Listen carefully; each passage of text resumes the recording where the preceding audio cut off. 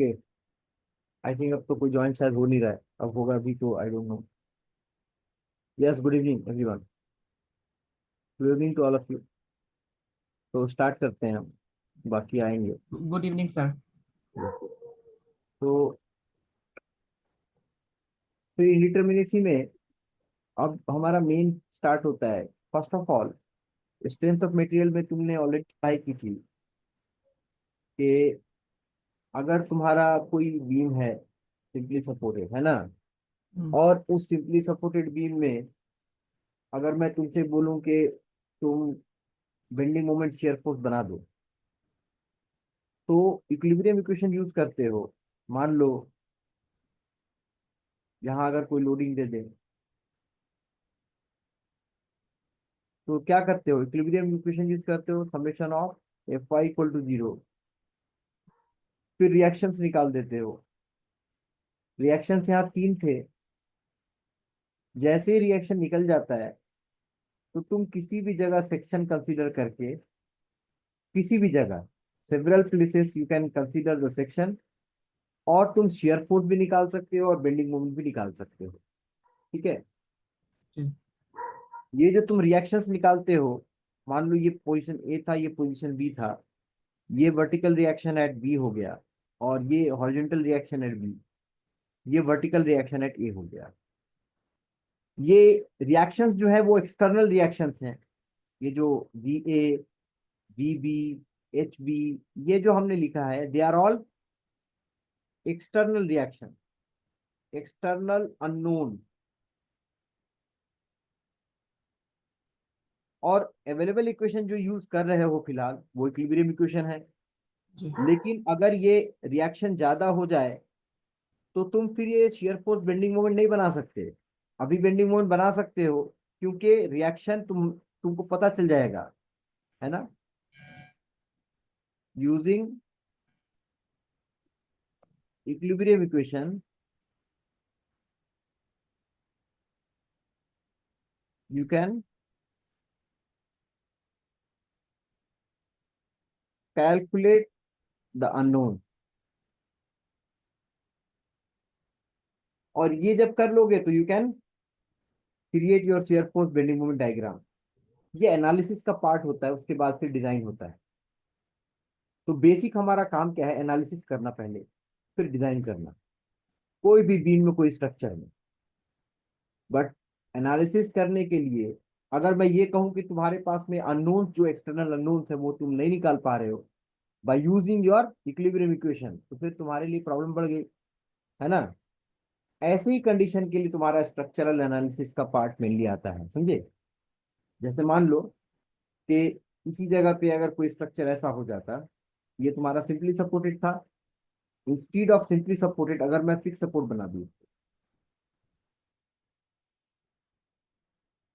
अगर मैं fix support बना दूं, सेम लोडिंग रख दूं, सेम बीम रख दूं, तो तुम अननोन नहीं निकाल पाओगे इक्विलिब्रियम इक्वेशन को यूज करके। क्यों? तुम्हारे पास में यहाँ पे टोटल रिएक्शंस ज्यादा हो जाएंगे, है ना। टोटल अननोन रिएक्शंस जो ज्यादा हो गए, इक्वेशन से तीन है, तो ये तुम नॉर्मल इक्विलिब्रियम इक्वेशन को यूज करके निकाल नहीं सकते। अगर तुम्हारा ये सारा अननोन अननोन ही रह गया, तो फिर तुम फोर्स और बेंडिंग मोमेंट किसी भी सेक्शन पे निकालोगे तो नहीं निकाल पाओगे, है ना। तो ऐसे कंडीशन में हम स्ट्रक्चर में कुछ मेथड का यूज करते हैं। In these conditions we use some method. उस मेथड में दो मेथड आता है स्पेशली, है ना। व्हेन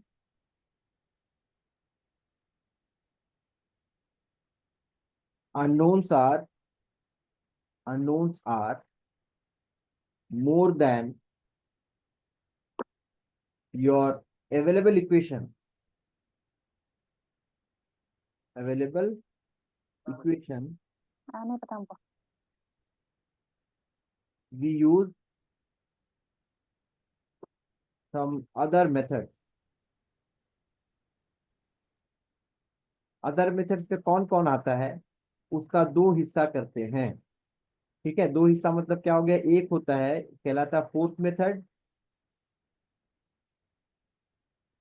दूसरा होता है उसको कहते हैं डिस्प्लेसमेंट मेथड।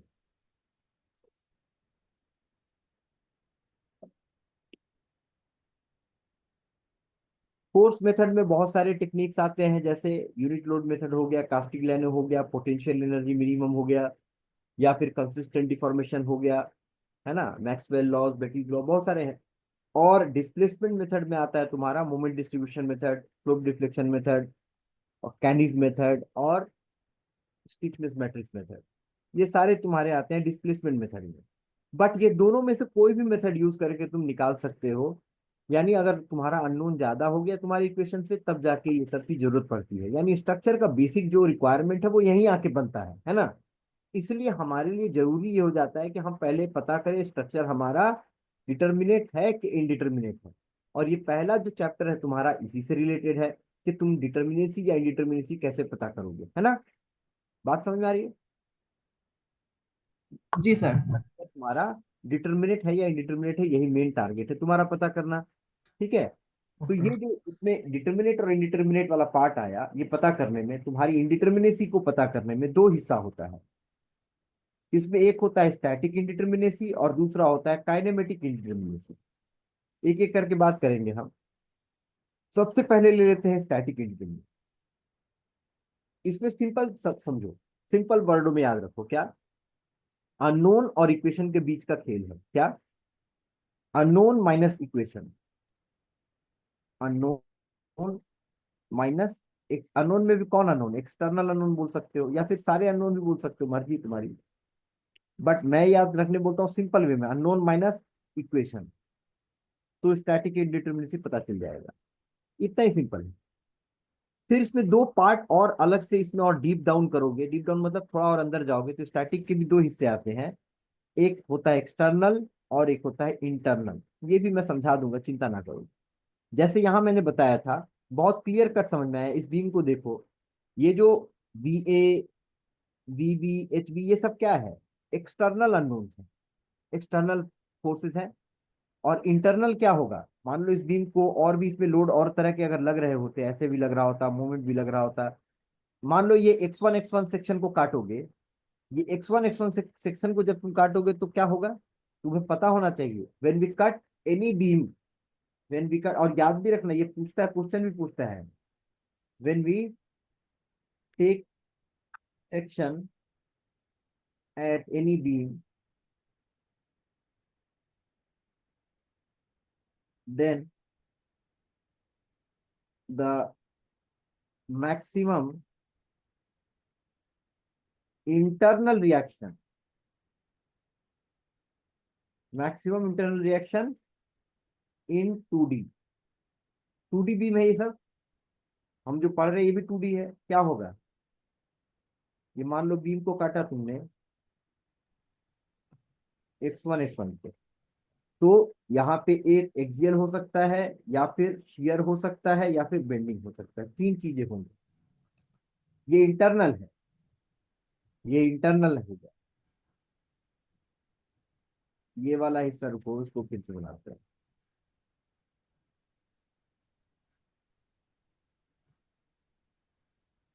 एक्सियल हो सकता है, या फिर शियर हो सकता है, या फिर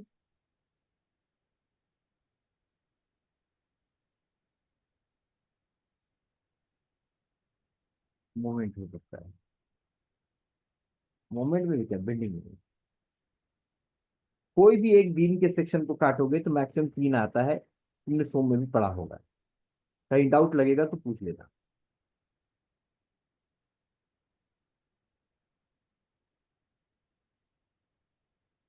इतना पढ़े हो ना, याद है। जी सर। पोर्शन को कट करने से मैक्सिमम तीन आ सकता है। कोई जरूरी नहीं कि तीन ही आएगा, लेकिन मैक्सिमम तीन आ सकता है, उससे ज्यादा नहीं आएगा। ये इंटरनल है, ये एक्सटर्नल है, ये मैंने लिख दिया यहाँ। तो अभी एक्सटर्नल और इंटरनल को लेके कोई प्रॉब्लम नहीं होना चाहिए कि किसको हम इंटरनल कह रहे हैं, ये सब इंटरनल है। तो स्टैटिक इंडिटर्मिनेसी में कई बार इंटरनल इंडिटर्मिनेसी होती है, कई बार एक्सटर्नल होती है, तो वो हम आगे देखेंगे, राइट।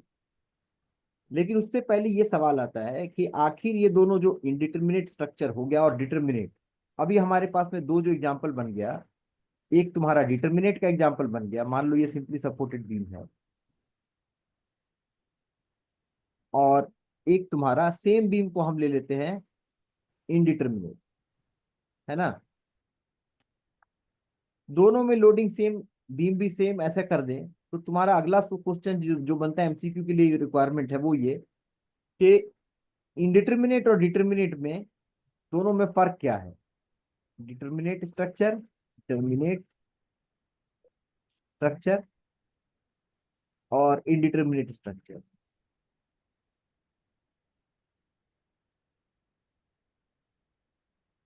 दोनों में फर्क क्या है। अभी डिटर्मिनेट में अगर यूडीएल है तो सबसे पहले तुमको पता होना चाहिए कि इसका जो बेंडिंग मोमेंट होता है वो होता है तुम्हारा WL²/8, है ना।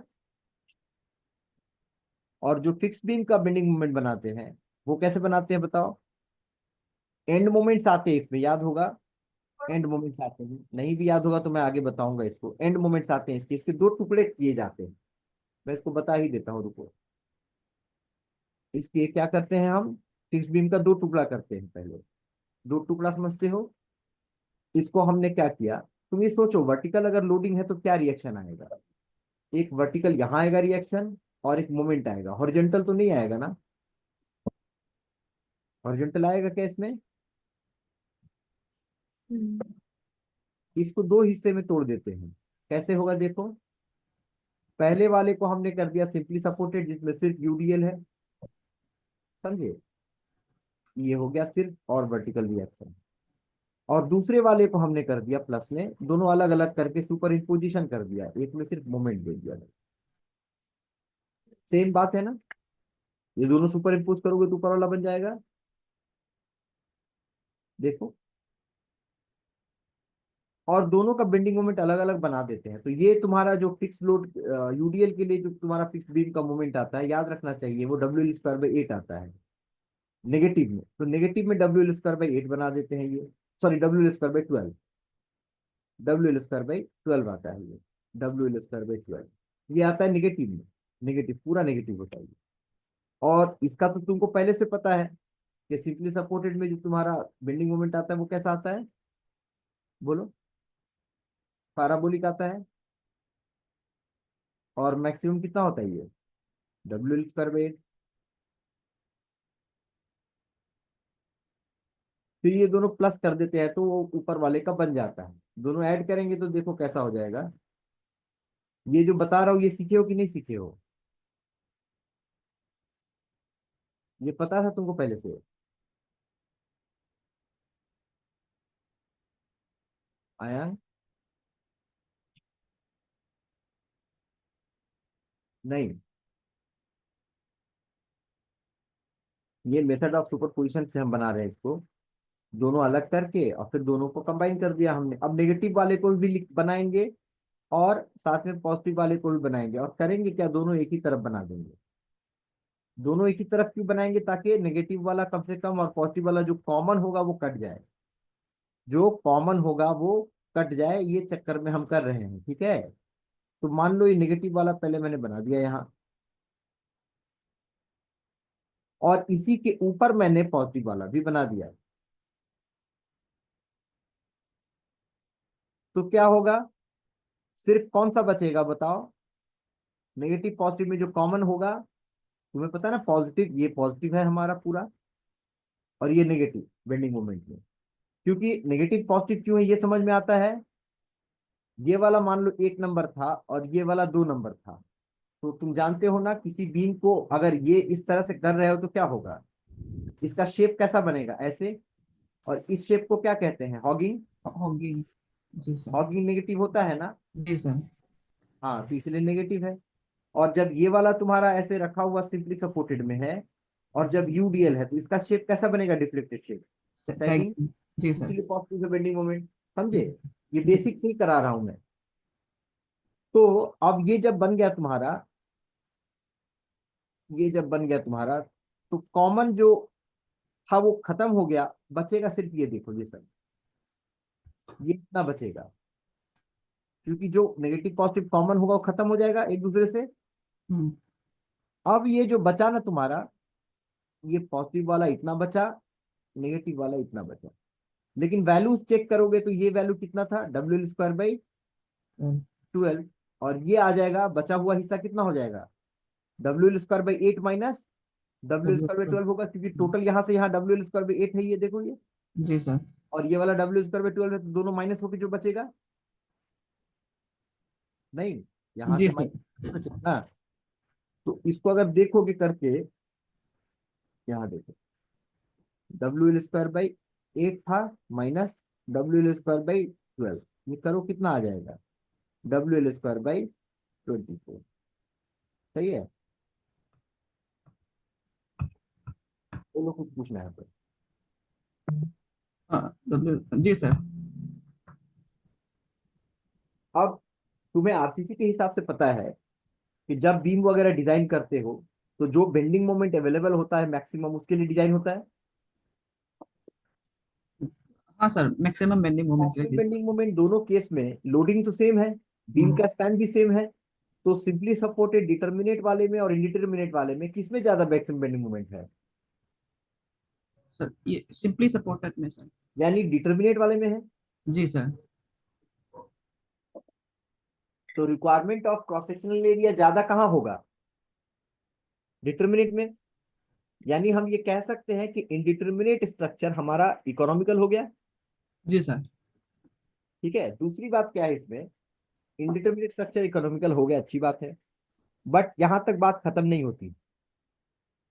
उसके बाद क्या है, डिफ्लेक्शन भी चेक करते हैं, डिफ्लेक्शन। ठीक है, अब डिफ्लेक्शन का वैल्यू तो मुझे याद नहीं है, यहीं पे तो लिखा था मैंने डेमो क्लास में कहीं, जो सिंपली सपोर्टेड है,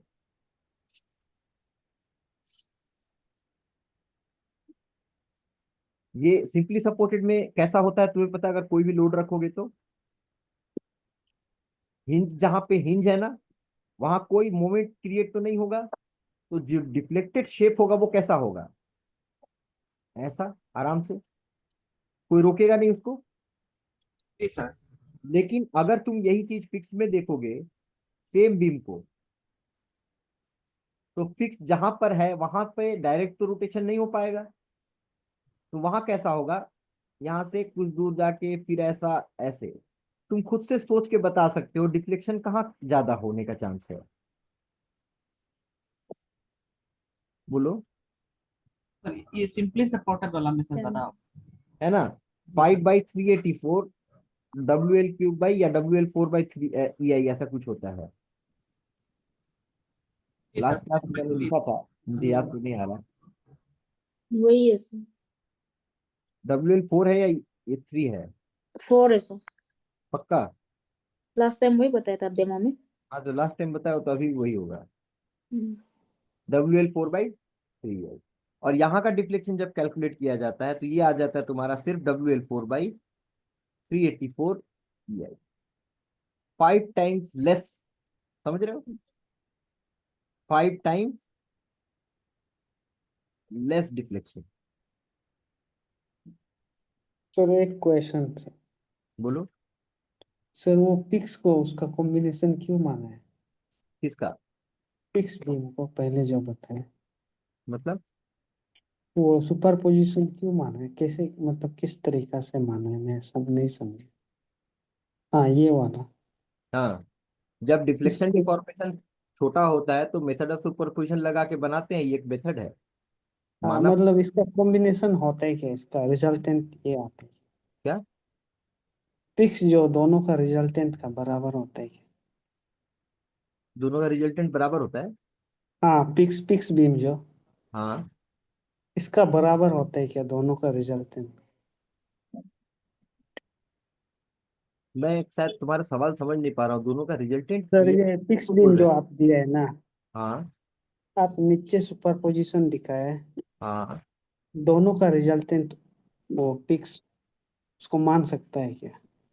हाँ, वही बिल्कुल मान सकते हैं, मेथड ऑफ कंसिस्टेंट डिफॉर्मेशन में भी यही करते हैं।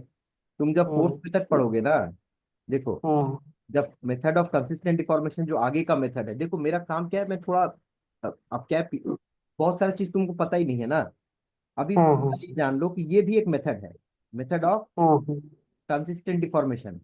हालांकि मैंने मेथड हम्म ऑफ सिर्फ सुपरपोजिशन यूज किया है, बट मैं बता रहा हूँ फिलहाल। ये भी बता देता हूँ, हम्म कंसिस्टेंट डिफॉर्मेशन ये मेथड में करते क्या है। ये मेथड में हम्म, करते क्या है, इसमें भी मान लो, अगर एक एग्जांपल ले लेते हैं, ये मान लो प्रॉप्ट कैंटिलीवर बीम है, ठीक है। और यहाँ हम्म, पर तुमने यूडीएल दे रखा है, और यहाँ मान लो हाँ एक रोलर सपोर्ट दिया हुआ है। तो हम हाँ ऐसा मान लेते हैं कि इसको दो टुकड़ा में, ये बनाने का तरीका है। ये कब करते हैं, मेथड ऑफ सुपरपोजिशन जब लगाते हैं ना, याद रखना। ये मेथड ऑफ सुपरपोजिशन जब लगाते हैं, मेथड ऑफ सुपरपोजिशन, हालांकि इसमें सिर्फ मेथड ऑफ सुपरपोजिशन नहीं लग रहा है, इसमें कंपेटेबिलिटी भी लग रहा है, पर अभी मैं इतना करूंगा तो अभी बताने में क्या दिक्कत है, डिटर्मिनेसी वाला पार्ट दिमाग से उतर जाएगा। ठीक। एक साथ में होता है ना, एक साथ में पूरा डैम का वो खोल नहीं सकते हैं, वरना बह जाओगे। मेथड सर ऑफ सुपरपोजिशन, आगे बताना है तो आप अभी स्किप कर सकते हैं। हाँ अभी स्किप ही करना था इसको। ये मेथड हाँ ऑफ सुपरपोजिशन जो है, नहीं, पर मेथड ऑफ सुपरपोजिशन बहुत पुराना चीज है, वो तुमको सोम से पढ़ के हाँ आना है। हाँ उससे सौम्य कंपेटिबिलिटी भी तुमको सोम से पढ़ के आना है। लेकिन मैं हम्म फिर भी एक बार के लिए बताता हूँ, method of superposition can be applied. और अच्छा छोड़ो, मैं ये हटाता हूँ, मैं मेथड ऑफ सुपरपोजिशन को पहले बात करके बता देता हूँ तुमको, एक बार के लिए रिवाइज हो जाएगा, समझो। ये जो मेथड ऑफ सुपरपोजिशन की बात हम कर रहे हैं, मेथड ऑफ सुपरपोजिशन, ये क्या मतलब समझते हो इसका, क्या समझते हो। ये तुमको सोम से पढ़ के आना था कि अगर कोई बार है, उसमें मान लो एक बंदे ने यहाँ लोड लगाया, एक बंदे ने यहाँ लोड लगाया। या फिर ऐसे नहीं समझना चाहते हो तो ऐसे समझो, एक बंदे ने अभी लगाया 5 किलो न्यूटन, और फिर बाद में उसी के ऊपर से और लगा दिया 15 किलो न्यूटन। तो hmm deformation due to 5 kilo newton, delta hmm due to 5 kilo newton, plus delta due to 15 kilo newton. और अगर कोई ऐसा डायरेक्ट लगा देना हम्म। कि एक ही बार में 20 लगा दिया, तो deformation due to 20 kilo newton same होता है। सर लेकिन उसमें आ, पहला वाला बीम फिक्स था और बाद में सिंपली सपोर्टेड सिंपली दिखा सपोर्ट नहीं दिया किया, वो ना। तो मैंने सारे फोर्सेस को लिखा है। तुम फिक्स बीम क्या होता है, सुनो। अब मैं समझाता हूँ तुमको, तुम्हारा जो प्रॉब्लम है मैं समझ गया। ये एक बीम है, ठीक है। हाँ मैंने बोला ये फिक्स है। अब खतरनाक बात बोलने वाला हूँ, तुम्हारा स्ट्रक्चर का भूत यहाँ से उतरना चालू होगा। अच्छा सवाल है ये, तुम्हारा डाउट अभी समझ में आया। मान लो यहाँ ऐसे रखा हुआ, ठीक है। हम्म अभी मान लो इसके वजह से रिएक्शन कितने आएंगे, ये समझ में आ रहा है। हॉरिजॉन्टल आएगा हाँ क्या, हॉरिजॉन्टल आएगा। कैसे आएगा हॉरिजॉन्टल। वाह, तुम तो पहले सोम पढ़ लो बाबू। बाबू जाओ सोम पढ़ो पहले। लो, वर्टिकल और मूवमेंट आएगा सर। देखो देखो, पहला मैं सिंपली सपोर्ट ही बनाता हूँ, पहले पहले तुम ये सीखो। हाँ हाँ सीखो सीखो, पहले मैं सिखा देता हूँ, कंफ्यूजन खत्म करो अपना पहले। ये एक लोड लगाया है मैंने, यहाँ हॉरिजॉन्टल आएगा क्या। हाँ अभी आएगा सर। हाँ, यहाँ भी नहीं आएगा, ना वहां आता ना यहाँ आएगा। लेकिन मैं बताता हूँ कि जो तुमको दिक्कत है वो दिक्कत दूर हो जाएगा आज। तुमको जैसा पता है, हिंज में वर्टिकल और हॉरिजॉन्टल दोनों आता है, और हाँ रोलर में एक आता है, ठीक है। ये रिएक्शन देखो, मुझे गाना गाना आता है, लेकिन अभी मैं गाना गाने के लिए नहीं बैठा हूं ना, अभी मैं पढ़ाने के हम्म। लिए बैठा हूँ। उसी तरह हिंज को दो रिएक्शन देना आता है। रिएक्शन कोई कब देता है, जब कुछ जब कुछ एक्ट अप्लाई करेगा करता उस है। पे, है ना। हाँ अब ये जब वर्टिकल लोडिंग है, अगर मैं अभी यहाँ पे मैथमेटिकल कंडीशन में चला जाऊं, तुम फिजिकल अगर नहीं समझ पा रहे हो तो सोचो। ये तुम्हारा हॉरिजॉन्टल था ए पे, और ये तुम्हारा वर्टिकल है ए पे, और ये वर्टिकल बी पे। ये सोम सोम पढ़ के नहीं आया है सही से। तो समेशन ऑफ एफ एक्स, मैं सब लगा देता हूँ, F X equal to zero करेंगे हम, ठीक है। यही सीखा हमने। Summation of F hmm X zero किया हमने। हम्म। हॉरिजॉन्टल पे कौन से फोर्स दिख रहे थे बताओ, एच ए। नहीं दिख रहा। और कोई फोर्स है, नहीं है सर। क्या हो गया ये, क्या हो गया बताओ। H A equal to zero. ये गलत है कि सही है। सही लग रहा है सर। लग नहीं रहा है, सही होना होगा, ये तो सोम का पहला क्लास होना चाहिए ये। जब हाँ स्ट्रेंथ ऑफ मटेरियल पढ़ते हो तो उसके स्टार्टिंग है ये, पहला नहीं दूसरा चैप्टर में shear force bending moment diagram में, उसमें स्टार्टिंग में रिएक्शन निकालना सीखते हो। रिएक्शन के हम्म दौरान ये समझाया जाता है, समझे। तो जब ये हॉरिजॉन्टल यहाँ 0 आ गया, तो फिर मैंने ऐसे ना बात करके मैंने क्या बोल दी, पहले ही बोल दिया कि यहाँ नहीं आएगा, क्योंकि मैंने सोम पढ़ा हुआ है स्ट्रक्चर, उसके बाद आता है। अब इतना बेसिक तो लेके आना पड़ेगा सोम से अंडरस्टैंडिंग। हम्म तो अब बताओ क्या दिक्कत है? कुछ दिक्कत नहीं है सर नहीं इसमें। है, ठीक है, यहाँ पे क्लियर हो गया। अब दूसरी हाँ बात समझो, ये सिंपली सपोर्टेड बनाया मैंने, फिर अब दोबारा बनाता हूँ फिक्स सपोर्ट। फिक्स में भी मैंने वैसा ही बीम रखा, वैसा ही लोडिंग रखा, और यहाँ पर मैंने रिएक्शन दिया तुम्हारे हिसाब से, तुम्हारा सारा रिएक्शन दे दिया मैंने, क्योंकि तुमको पता है हम्म मैक्सिमम जो है सब दे देंगे हम। ये ओरिजेंटल भी दे दिया, ठीक है, और यहाँ भी दे दिया, हाँ यहाँ भी दे दिया, यहाँ भी दे दिया, सब दे दिया। फिर यहाँ क्या होगा, यहाँ क्या होगा करके देखो। जब समीशन ऑफ एफ एक्स बराबर 0 करोगे, क्या आएगा, एच ए बराबर एच बी आ जाएगा। आएगा, क्योंकि और कोई है यहाँ पे, और कोई है नहीं है सर, उतना नहीं ही है। है। फिर बाद में और भी जब इसको सॉल्व करोगे तो एच ए और एच बी बराबर 0 हो जाता है ये। यहाँ भी हम्म नहीं लेते हैं, तो ये वाला पार्ट को हम पहले से समझ के चलते हैं कि यहाँ भी हॉरिजॉन्टल नहीं होगा, क्योंकि हॉरिजॉन्टल हम्म तुम्हारा कोई लोड ही नहीं है, तो रेजिस्ट कौन करेगा? रिएक्शन कैसे आता है, रेजिस्टेंस से। हम्म तो जब कोई लोड ही नहीं है तो रेजिस्ट कौन करेगा उसको? हम्म तो आएगा नहीं वो। बात आ रही समझ में? तो मैंने ये वाला भी हटा दिया, ये सब बेसिक है, हटाओ अभी। अब यहाँ पे जो मेनली मैंने बनाया है, तुम्हारा सवाल तो कहीं से कहीं चला गया। तुमने अच्छा सवाल किया था, उसके बाद तुम गलत सवाल, मैंने बहुत बेसिक, बहुत नीचे सवाल पे आ गए। वैसे तो भूल जाऊंगा मैं भी क्या बताना चाह रहा था। हाँ, बेसिकली तुमने बोला कि आपने कैसे अलग कर दिया। अब देखो ये दो बीम है ना, ये ऐसा हम्म बना हुआ है तुम्हारा स्ट्रक्चर, ठीक है। अब मैं तुम्हें हम्म स्ट्रक्चर बना के देता हूं, मैं बना के दे रहा हूं स्ट्रक्चर।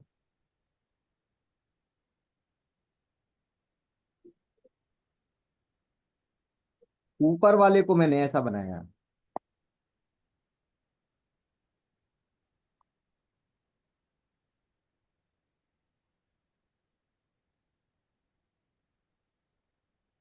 सपोर्ट है चाहे नहीं है, बताओ क्या दिक्कत है, सेम है कि अलग है दोनों? सेम है सर। तो सपोर्ट वैसा उतना बड़ा बनाना थोड़ी जरूरी है। उसी तरह नीचे वाले स्ट्रक्चर को मैंने अलग बनाया।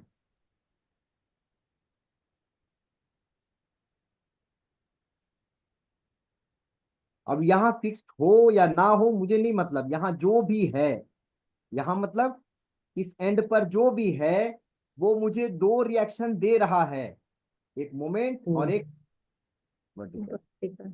समझ में आ रहा है? हम्म फिर मैंने क्या किया, इसी को मैंने तोड़ दिया दो हिस्से में।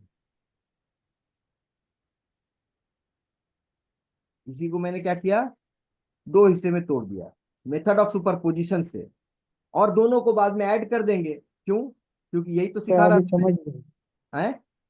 अभी समझ गया सर। ये देख के तो लग रहा रिएक्शन है, बट मुझे हाँ अगर रिएक्शन पता चल जाए तो मैं बोल सकता हूँ ये भी फोर्स अप्लाइड, ये भी फोर्स अप्लाइड, ये भी फोर्स अप्लाइड, ये भी फोर्स अप्लाइड, ये भी फोर्स अप्लाइड। तो ऐसा सीन बन गया, अलग अलग का फोर्स जोड़ के, चाहे की बार का फोर्स। हम्म हम्म,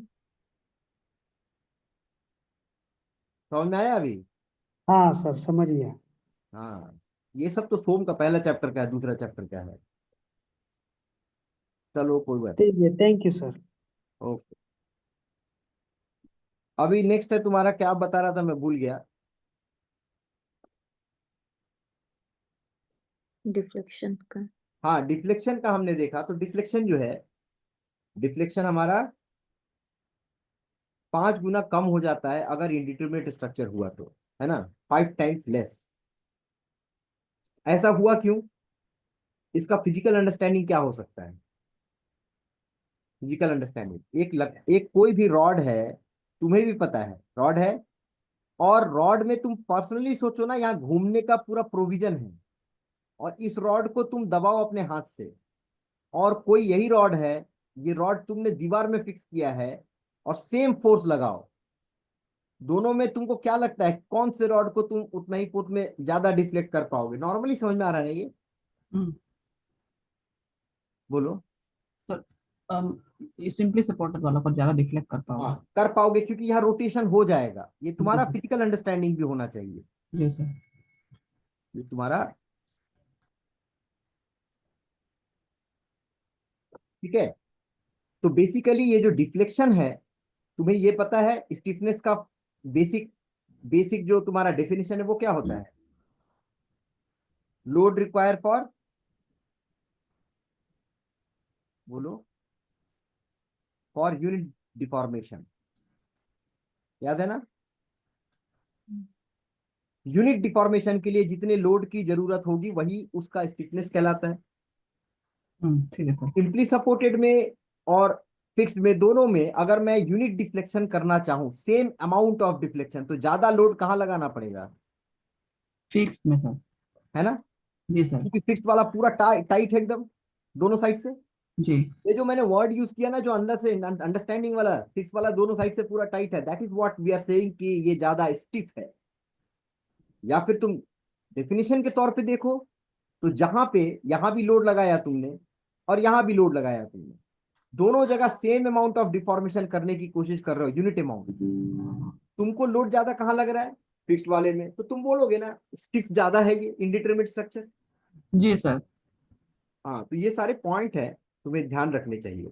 लेकिन ये है कि सिंपली सपोर्टेड के रिस्पेक्ट में, फिक्स सपोर्ट में जो सपोर्ट है ना, ये सपोर्ट तुमको बड़ा हेवी डिजाइन करना पड़ता है, क्योंकि यहाँ के सपोर्ट को ज्यादा रिएक्शन प्रोवाइड करना है।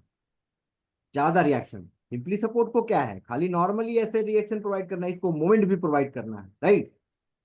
तो मजबूत सपोर्ट बनाना होगा, तो वहां थोड़ा खर्च आता है। ये सब पॉइंट तुमको यहाँ पे मैंने मार्क किया है, तुमको याद रखना है, ठीक है?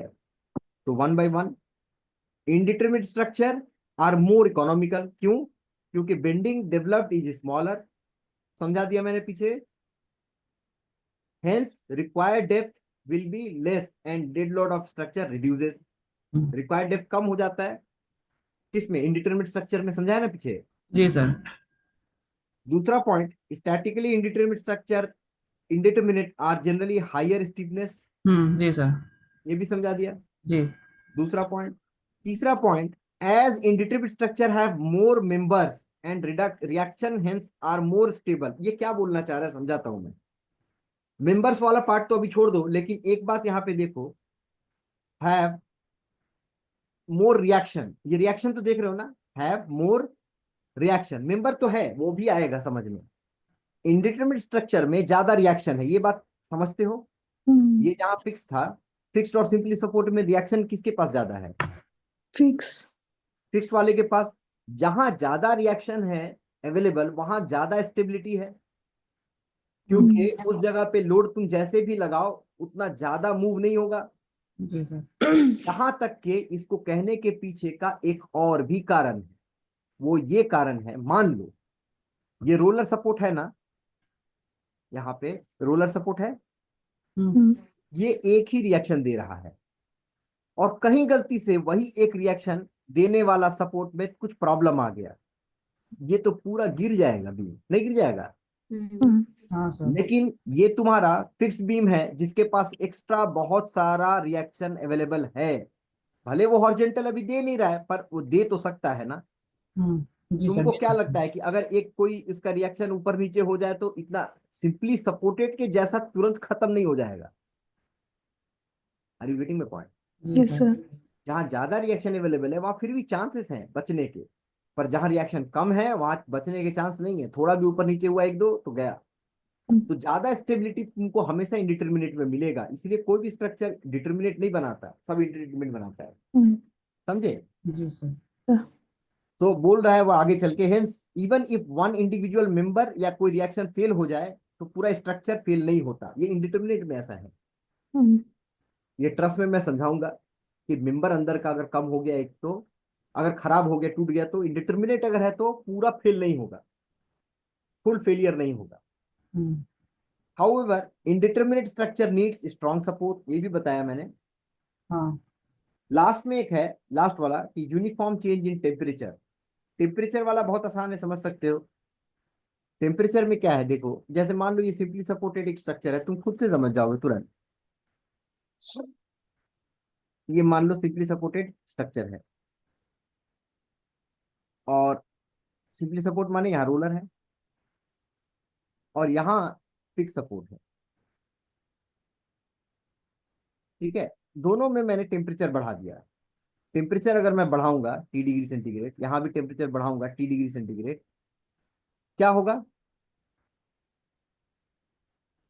Sir, expansion. सिंपली सपोर्ट वाले में एक्सपेंशन जो होगा, तो रोलर है बगल में अवेलेबल, जी सर। रोलर बगल में अवेलेबल है तो वो क्या करेगा?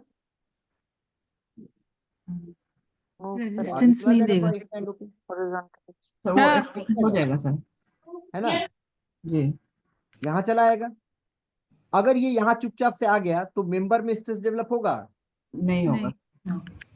No stresses will develop. Temperature के बढ़ने से कोई स्ट्रेस डेवलप नहीं होगा। लेकिन अगर फिक्स्ड है जो कि इनडिटरमिनेट है, यहाँ टेम्परेचर बढ़ाओगे तो क्या होगा? ऑब्वियसली बढ़ने आगे जा लगेगा। नहीं पाएगा, तो अंदर कंप्रेशन स्टार्ट होगा, जी सर। स्ट्रेसेस विल डेवलप, जी। है ना। जी सर। तो ये भी एक पॉइंट है, समझो, जो यहाँ मैंने लिखा हुआ है कि uniform change in temperature does not cause any stress in determinate structure where as it does in indeterminate structure. ये इसके मेन सैलिएंट पॉइंट्स हैं कि इनडिटरमिनेट और डिटरमिनेट के बीच में कुछ पॉइंट ध्यान रखोगे। कभी स्टेटमेंट में बन के ऐसा सवाल आता है, थ्योरेटिकल, मैंने बोला था थ्योरी नहीं है, बट यही इतना थ्योरी है। Okay sir. ठीक है, ये थ्योरी के पीछे ये लाइन देखो, पॉइंट तो मेन यही है, इसके पीछे का सब मैंने समझा दिया है।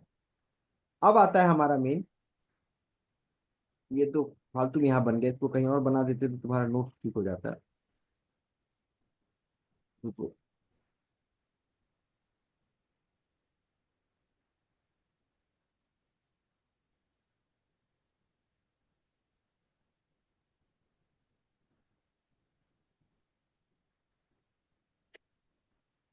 इसको इधर ले आता हूँ, है ना, तुम्हारा एक पेज एक्स्ट्रा नहीं जाएगा।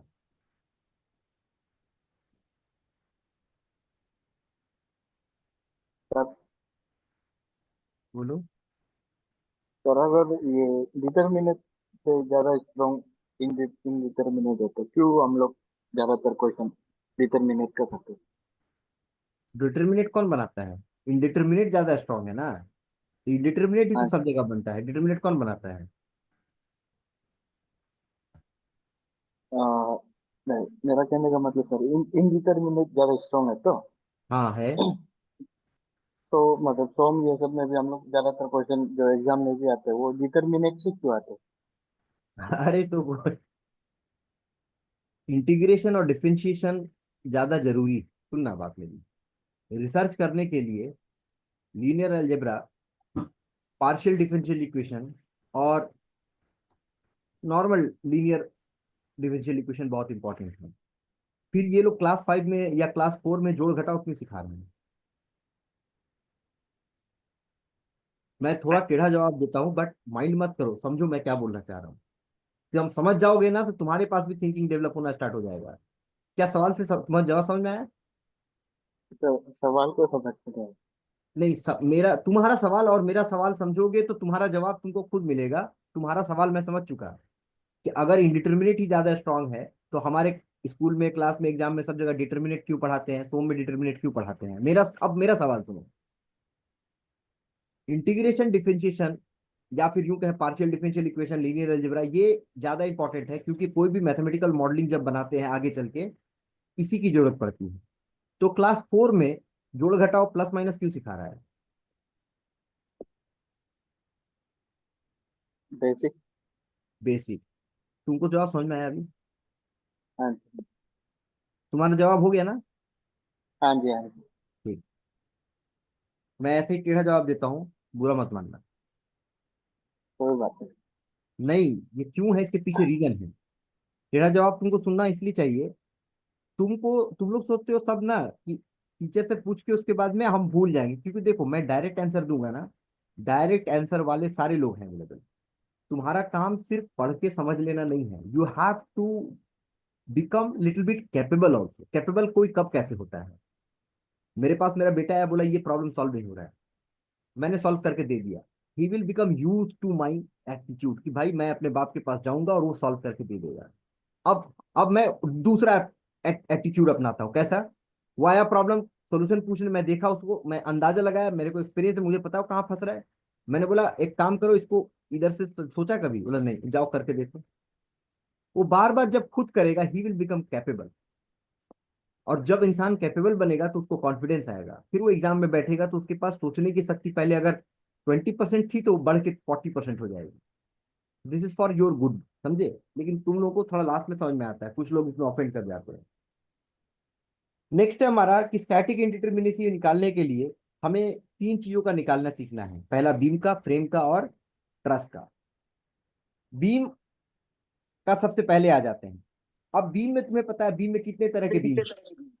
बीम में तुम्हारा सिंपली सपोर्टेड बीम हो सकता है ना? सिंपली सपोर्टेड, पहले बीम का टाइप पता है ना तुमको? सिंपली सपोर्टेड, तुम्हारा ओवरहैंगिंग बीम, ये सब टाइप ऑफ बीम है। ओवरहैंगिंग, सर या फिर तुम्हारा प्रॉप कैंटिलीवर। इसमें किसी को नहीं पता हो कोई बीम तो बताओ मुझे। फिक्स बीम,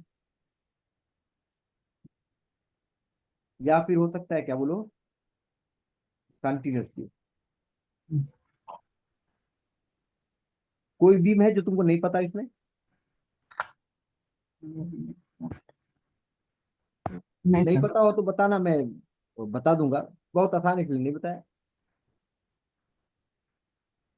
प्रॉप कैंटिलीवर देखो, अभी बताया था मैंने थोड़ा देर पहले, किसी ने कुछ पूछा था तो बताया था। प्रॉप कैंटिलीवर में ये देखो, ये कैंटिलीवर है।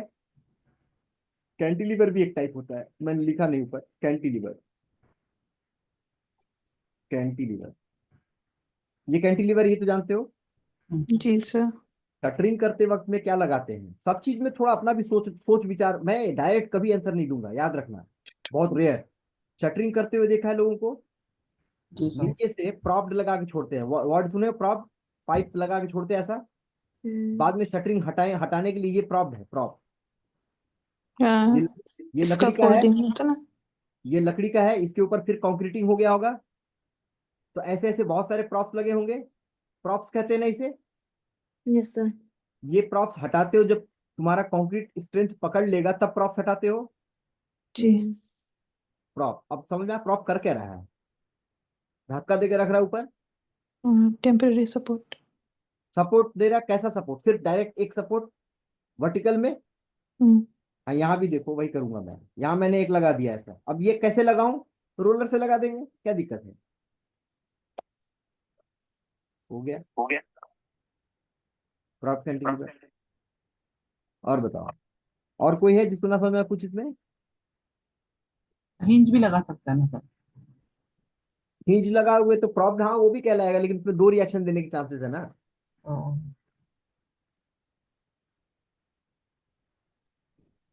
और कुछ कंटिन्यूस बीम समझ में आ रहा है? जी। ये बीम है, फिर सपोर्ट है, फिर बीम इधर ही कंटिन्यूस है, फिर ऐसे फिर चल रहा है ये। जी सर। कुछ भी हो सकता है आगे तक। फ्रेम किसको कहते हैं और ट्रस किसको कहते हैं? ट्रस को भी फ्रेम कहते हैं, पिन जॉइंटेड फ्रेम कहते हैं इसको, पिन जॉइंटेड फ्रेम। फ्रेम और ट्रस में देखो बड़ा इंपॉर्टेंट है समझना, ये सबसे आसान है तुम्हारा समझने वाला, पोर्टल फ्रेम।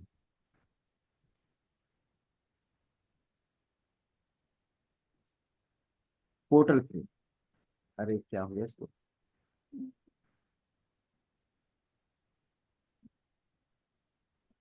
सपोर्ट चाहे जो भी रहे, पोर्टल फ्रेम में क्या है अंतर और ट्रस में क्या है अंतर? ट्रस बनाओ,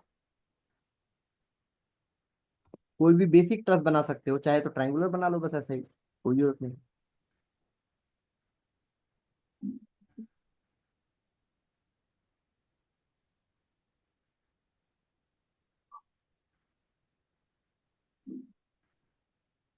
ट्रस और फ्रेम में अंतर समझो। ये जो जॉइंट है ना, ये वेल्डेड जॉइंट समझो। कैसा है? रिजिड जॉइंट या वेल्डेड, इसको कहते हैं actually joints are rigid. Joints are जी सर। रिजिड। रिजिड माने वेल्डिंग कर दिया पूरा, जॉइंट्स आर रिजिड। अच्छा अच्छा क्या? तब ये कहलाएगा नॉर्मल फ्रेम,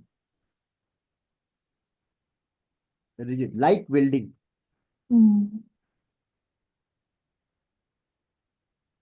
और ट्रस जो है वो पिन कनेक्टेड है, याद है मैंने कल दिखाया था जो आइसक्रीम जी स्टिक्स, सर। वो है ये वाला। यस और याद है मैंने कहा था जब आपस में सब पिन कनेक्टेड हो और लोड अगर डायरेक्टली मैं मेंबर पर ना लगाऊं, यानी लोड सिर्फ और सिर्फ मैं जॉइंट्स पर या कहीं लगाऊं लेकिन डायरेक्ट मेंबर पे ना लगे, तो कल मैंने करके दिखाया था मेंबर में कोई बेंडिंग और शेयर नहीं होगा, पेंडिंग नहीं होगा। जी है सर। ना। जी हाँ सर। बहुत बढ़िया। तो ट्रस में सारे पिन कनेक्टेड होते हैं, तो joints are pin connected, all the joints are, all the joints are pin connected joint या pin joint, all the joints are pin joint.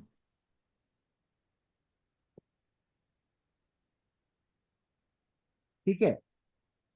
Pin joint में क्या होगा, दो मेंबर रोटेट हो सकता है, साथ में तो रहेगा, कल मैंने दिखाया था आइसक्रीम स्टिक जाएगा साथ में आएगा साथ में, लेकिन यहाँ रोटेशन हो सकता है, यानी बेंडिंग होने नहीं देगा वो। तो दोनों में फर्क समझ गए। जी सर। हाँ। अब देखो क्या होगा अगर फ्रेम में, अब ये जो बता रहा हूँ सबसे मोस्ट इंपॉर्टेंट पार्ट है, ये जो अंडरस्टैंडिंग जो डेवलप हो रही है ना, बाद में चल के फिर पूछना नहीं, क्योंकि ये सारा चीज मैं यूटिलाइजेशन करूंगा समझाते समय।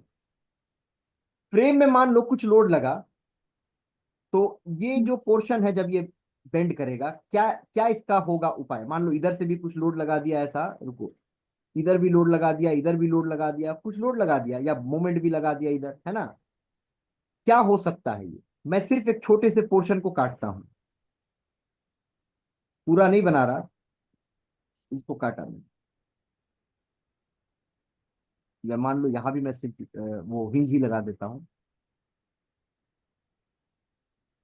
तुम्हें समझाने में आसानी हो रही। ये सब चीज तुम नया सीख रहे हो, इसलिए जो मैं सिखा रहा हूं जितना हो सके ग्रास्प करो। ठीक है, ग्रास्प करोगे तभी फायदा होगा। यहाँ हिंज है, लेकिन ये पार्ट फ्रेम का है, किसका है, this portion is frame portion. Frame में जॉइंट क्या होगा, रिजिड जॉइंट होगा, सपोर्ट की बात नहीं किया मैंने, जॉइंट इंटरनल जॉइंट जितने भी हैं। अब जब ये तुम लोड लगाओगे तो ये बेंडिंग जब होगा, अच्छा और बेंडिंग में भी देखो, यहां हिंज है तो ये हिस्सा हमेशा स्ट्रेट जा सकता है, लेकिन लेकिन ये हिस्सा स्ट्रेट जा सकता है, लेकिन क्योंकि आगे ये फ्रेम का स्ट्रक्चर है, आगे ये फ्रेम का स्ट्रक्चर है, तो फ्रेम में बेंड हो नहीं रहा सही से, सिर्फ एक हिंज होने से काम नहीं होता है सपोर्ट, इसमें बेंडिंग होगा। रिजिड जॉइंट का खासियत क्या है, रिजिड जॉइंट का खासियत ये है, क्वालिटी क्या है रिजिड जॉइंट। मान लो कुछ ऐसा बेंड हुआ, ये बेंड हो गया है और ये भी बेंड हुआ है मेंबर, कुछ भी लोड लगा है, लोड के बारे में बात नहीं कर रहा हूं मैं। रिजिड जॉइंट का खासियत क्या है कि जो एंगल पहले ये बना रहा था जॉइंट पर, आज भी उतना ही एंगल बनेगा, भले तुम्हारा जॉइंट रोटेट हो गया है। जॉइंट रोटेट का मतलब क्या हुआ, जॉइंट रोटेट का मतलब भी समझो, जॉइंट के रोटेट होने का मतलब हुआ कि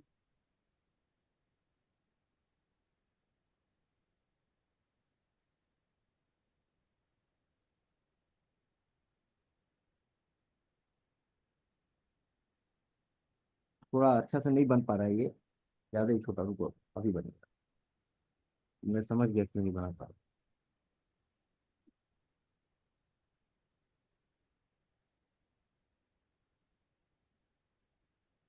हम्म।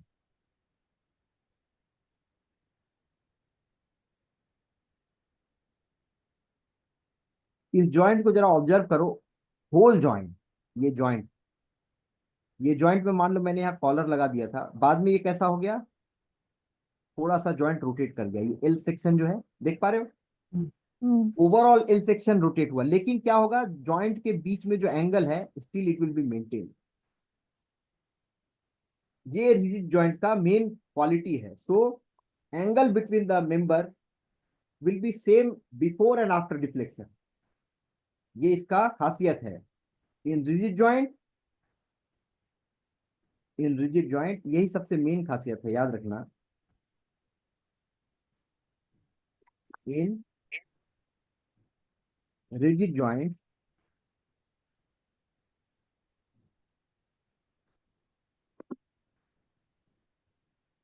एंगल बिटवीन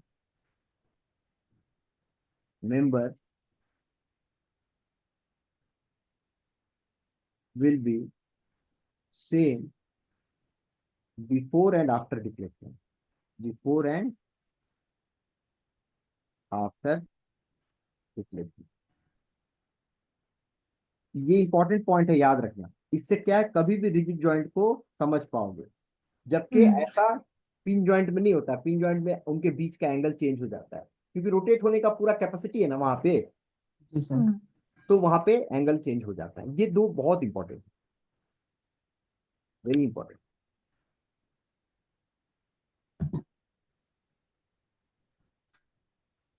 तुमको अगर इस डायग्राम में दिक्कत हो रहा है, अभी इनिशियल स्टेज है, मैं आगे इसको बना दूंगा। अभी के लिए ये भी कर सकता हूँ कि इसको मैं फिक्स ही कर दूं, ताकि तुमको थोड़ा ज्यादा आसानी हो उसको फील करने में। मैं चाहता हूँ फीलिंग धीरे धीरे करके आना स्टार्ट हो। लोड लगाया मैंने, अब ये यहाँ पे फिक्स सपोर्ट था, तुम्हें भी पता है यहाँ से डिफॉर्मेशन ऐसा होगा नहीं, तो लोड लगाने से ये ऐसा कुछ होगा। ये थोड़ा ज्यादा समझ में आ रहा होगा तुम्हें, है ना। अभी क्या है, धीरे धीरे करके चीजों को लाओ, एक ही साथ में सब चीज लाएंगे तो नहीं होगा। और यहाँ अब सोचो ये अगला मेंबर कैसा होगा, वो मुझे खुद समझ में आएगा। बोलो क्यों? अगर ये इतना डिफ्लेक्ट हो चुका है, हमने पता है कि ये 90 बनाना ही होगा इसको, तो ये 90 बनाने के लिए ये ऐसा नहीं हो सकता। क्यों? ऐसा होगा तो ये तो 90 से ज्यादा हो गया। जी। ये समझ, कौन सी समझ, कौन सी समझ? कि रिजिड जॉइंट में before and after angle between the members will be same. Rigid joint में before and after angle will be Same. Same between the members. सुन रहे हो? ये जो तुम्हारी समझ है ना, ये जो तुम्हारी समझ है, यही समझ तुमको ये बता रहा है कि ये वाला जो मेंबर है वो ऐसे जाएगा ही नहीं। Even after application of load, अगर ये ऐसा मेंबर हो चुका है वर्टिकल वाला, तो अब नेक्स्ट वाले को ऐसा जाना होगा, ताकि 90 ही डिग्री बने जब भी बने। समझे? ये प्रॉपर्टी मेंटेन करोगे तो तुम्हें डिफॉर्म्ड शेप भी समझ में आएगा कि डिफॉर्म्ड शेप कैसा होना चाहिए।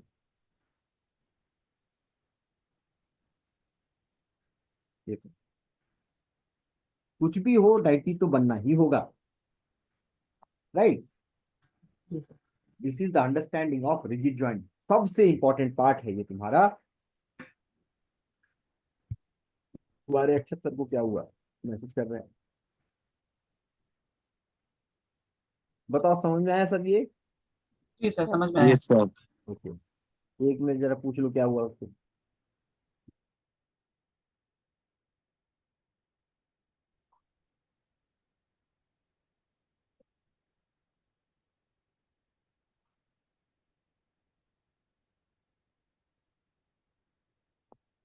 अब ये इतना समझ लिए तो और बेसिक तो अभी नहीं चाहिए, हम स्टार्ट करते थे, ठीक है।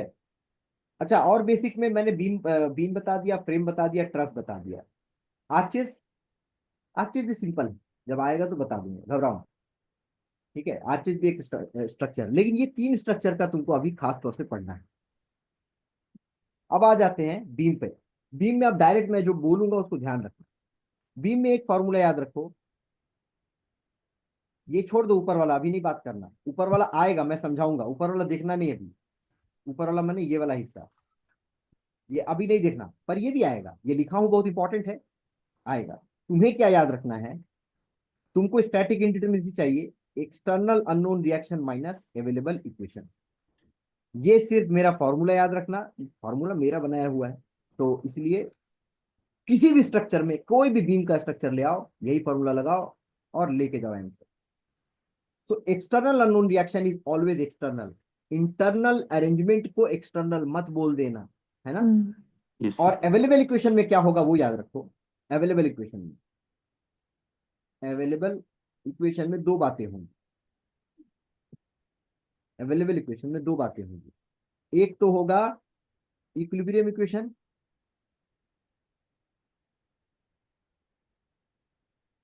इक्विलिब्रियम इक्वेशन, और दूसरा होगा equation due to internal arrangement, equation due to internal arrangement. ये मैं समझाऊंगा अभी। सिर्फ इक्विलिब्रियम नहीं होता है, लोग पढ़ा के चले जाते हैं सिर्फ इक्विलिब्रियम को, गलत है वो। इंटरनल अरेंजमेंट, ये दोनों मिला के हम बात करेंगे, तब हम बोलेंगे अवेलेबल इक्वेशन। अब फटाफट से हम क्वेश्चन बनाना चालू करते हैं। जैसे मान लो ये यहाँ आ जाओ डायरेक्ट, इसमें हमारा सिंपली सपोर्टेड है, कितना एक्सटर्नल अननोन होगा, यहाँ पे हिंज में एक, और सॉरी रोलर में एक, और हिंज में दो आएगा, जी सर। राइट। जी। तो अगर यहाँ दो आएगा तो टोटल यहाँ अननोन कितना हो गया, 3। अननोन रिएक्शन 3, और अवेलेबल इक्वेशन कितना हो गया, इंटरनल कोई अरेंजमेंट है नहीं, सिर्फ 3 हो गया। इक्विलिब्रियम होगा, 3 इक्विलिब्रियम होगा, कौन कौन सा, summation of Summation of fx x, fy summation of y, summation of m. Equal to 0, ये होगा। जी। और इसके बाद इंडिटरमिनेसी अगर हम पता करने चाहें तो 3। internal डिटरमिनेसी कैसे निकालेंगे, अननोन माइनस अवेलेबल इक्वेशन कितना हो गया, 0, 0 डिटरमिनेट हो गया, हाँ, ठीक है। उसके बाद आ जाओ इस पे, ये वाले में कितना मैक्सिमम हो सकता है, 3 4 और 3। टोटल 4 3 होगा, जी सर। हाँ, 4 इक्वेशन कितना होगा, 3। 3 वही, यही तीनों। जी। हाँ, बार बार नहीं लिख रहा हूं मैं, अभी इक्विलिब्रियम एरर है, तो यहाँ कितना हो गया, 1 1 1 इनडिटरमिनेट टू 1 डिग्री। हम्म यहाँ मैक्सिमम क्या हो सकता है अननोन, 6 जी सर। 6। इक्वेशन कितना होगा, 3 तो इनडिटरमिनेट टू 3 डिग्री हो गया। जी सर। यहाँ थोड़ा सा बदल दिया हमने, वो प्रॉप कैंटिलीवर वाले को देखो जरा, यहाँ मैक्सिमम कितना हो सकता है, 3, 3। और यहाँ 1, 1। एक्सटर्नल अननोन टोटल 3 हो गया, सॉरी 4। 4 सर। 4 अब ये अवेलेबल इक्वेशन में इक्विलिब्रियम तो 3 होगा, 3 इक्विलिब्रियम होगा, समेशन ऑफ एफ एक्स वाला, समेशन ऑफ एफ वाई वाला, और समेशन ऑफ मोमेंट वाला। साथ में इसकी एक और इक्वेशन मिलेगा, bending moment at hinge equal to 0। मान लो ये सी पॉइंट है तो bending moment C equal to 0, तो ये एक और मिलेगा हमें। जी सर। 1 इंटरनल अरेंजमेंट, ये जो बेंडिंग मोमेंट हमने बीच में क्या किया, ऐसे 0 हुआ, इंटरनली एक हिंज प्रोवाइड किया हमने, और इस हिंज पर हमें पता है क्या होगा, बेंडिंग मोमेंट होगा ही नहीं। ये मैंने समझाया था कल भी, जी कल की क्लास में किसी ने पूछा था, अच्छे से समझाया था। ये डायग्राम लास्ट का बना था, कहाँ गया ये, नो जी bending sir at this location, hinge लगाते ही बेंडिंग गायब, है ना। जी सर। तो bending moment at hinge will become 0, और जैसे ही बेंडिंग मोमेंट एट हिंज 0 होगा तो मेरे को एक इक्वेशन एक्स्ट्रा मिल गया। तो टोटल अभी कितना हो गया, 4। तो अब इंडिटरमिनेसी कितनी हो जाएगी, 0। 0 ये वाला हो गया,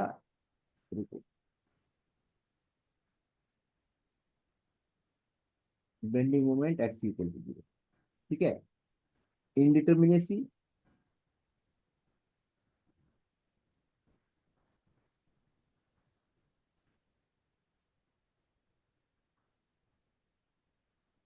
सर बोलो, अननोन रिएक्शन अगर इक्विलिब्रियम इक्वेशन से कम होगा तो अनस्टेबल हो जाएगा। ऐसा कोई स्ट्रक्चर होता है सर? हाँ, कैसे नहीं होता है, बिल्कुल होता है, कई जगह है तुम्हारे पास, यहाँ देखो। अरे स्ट्रक्चर क्या है, स्ट्रक्चर, अरे तुम इतना प्रैक्टिकल क्या, हम भी तो बना सकते हैं ना अपना स्ट्रक्चर। ऐसा स्ट्रक्चर है, इक्वेशन कितना, रिएक्शन कितना है, 4। अरे 2 ही है ना, दोनों साइड 2 रोलर reacts लगा। दोनों नहीं, 2 है सर। हाँ, 2। हाँ ठीक है, अब देखो तुम अगर लोडिंग ऐसे लगा दोगे, ये स्टेबल है क्या? नहीं सर। नहीं नहीं इसका सर। एक कंपोनेंट इसको इधर भी धक्का दे रहा है और इधर भी धक्का दे रहा है, नीचे भी। जी ये सर। नीचे वाला तो रोक पा रहा है, इधर वाला रोक पा रहा है? नहीं सर। गया काम से, साथ में चला जाएगा हम्म, तुम्हारे घर ये। हम्म, तो 4 - 4 ये 0 हो गया। इस पे आ जाते हैं, कितना होगा मैक्सिमम?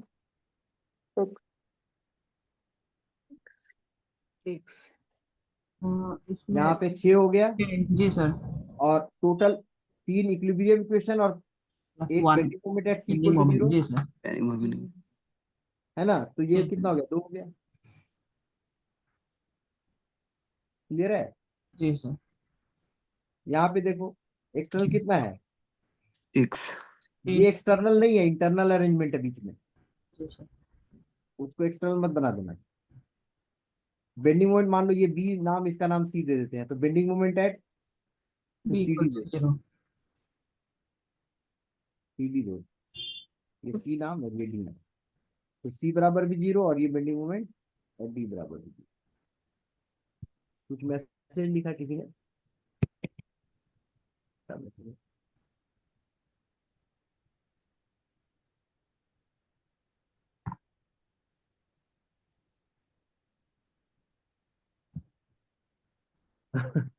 क्लासमेट्स लोग थोड़ा सा माइक दूर करके बात करते तो अच्छा होता है।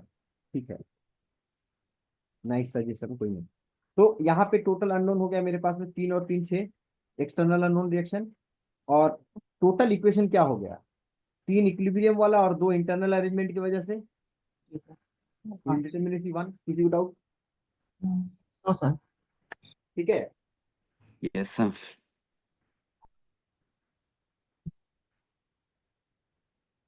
इसको बनाओ, बताओ इसका आंसर क्या होगा? 1. 3, 4, 5. 5 minus बना 4. के देखो। 1, sir. सर 1 यहाँ होगा एक, सर। यहाँ एक, यहाँ एक, 3 हो गया। जी। यहाँ एक और यहाँ एक, अननोन कितना हो गया? 5 3 2 5। अवेलेबल इक्वेशन 3 4 3 इक्विलिब्रियम वाला और एक, बेंडिंग Bending. Bending moment 0 बोलो. हाँ, एट डी। जी सर। Indeterminate to 1। सर कितना होगा? बोलो। ये मतलब आप लोड नहीं दे रहे तो जनरल लोडिंग कंडीशन मतलब वो हाँ, तो हमेशा जनरल लोडिंग कंडीशन में बनता है। अच्छा तो अगर वो हॉरिजॉन्टल मतलब सिर्फ वर्टिकल देगा तो अलग हो जाएगा तो ना। हाँ, उस पर बात करूंगा। सवाल तुम्हारा जो है वो कंफ्यूजन क्रिएट करने के लिए बहुत बेहतरीन सवाल है, और बहुत सारे बच्चे बहुत जमाने तक, बहुत दिन तक कंफ्यूज रहते हैं इसमें। पर मैं हूँ, चिंता मत करो। पहला बात ये याद रखो कि जब भी इंडिटरमिनेसी हम निकालते हैं तो जनरल लोडिंग कंडीशन को मान के निकालते हैं। ये पहला बात याद रखो। हाँ। लेकिन इसके बाद भी जो तुम्हारे मन में सवाल है वो गलत नहीं है। तुम्हारा मन का जो सवाल है वो बिल्कुल गलत नहीं है। अगर लोडिंग हुआ तो उस समय अगर कोई जबरदस्ती ऐसा कर सकता है, कोई बात नहीं, मैं उस पर बात करूंगा। First finish off all this question याद दिलाना मुझे, ठीक है? Hmm. तो सवाल ठीक है तुम्हारा, ये बताओ ये क्या है? ये एक्सटर्नल सपोर्ट है या 6, इंटरनल अरेंजमेंट है ये? 3. Internal arrangement. ठीक है, इस इंटरनल अरेंजमेंट को समझाया था मैंने, Yes. इसमें समझा दे रहा हूँ। क्या है ये देखो, इस पार्ट को सिर्फ लेता हूं मैं, इस पार्ट को काट के, 1. इस पार्ट को काट के मैंने निकाला। कोई ऐसा है यहाँ पे जिसने वो क्लास ना किया हो?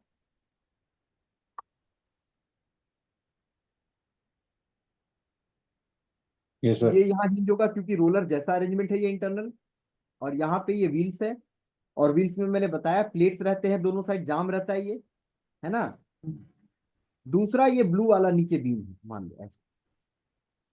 तो बीम से ये रोलर छूटेगा नहीं।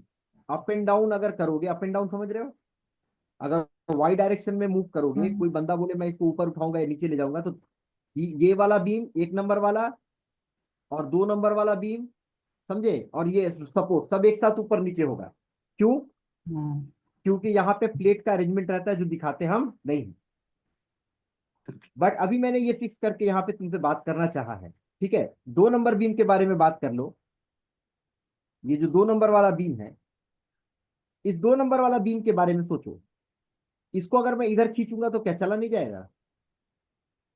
हाँ सर, चला जाएगा। इस तरह का अरेंजमेंट होने से पहला बात तो ये समझ में आया कि यहाँ हिंज है तो ये बेंडिंग मोमेंट यहाँ 0 होगा। जी। Yes, sir. अब ये वाले अरेंजमेंट में मान लो किसी ने फोर्स लगाया F1 और यहां भी किसी ने फोर्स लगाया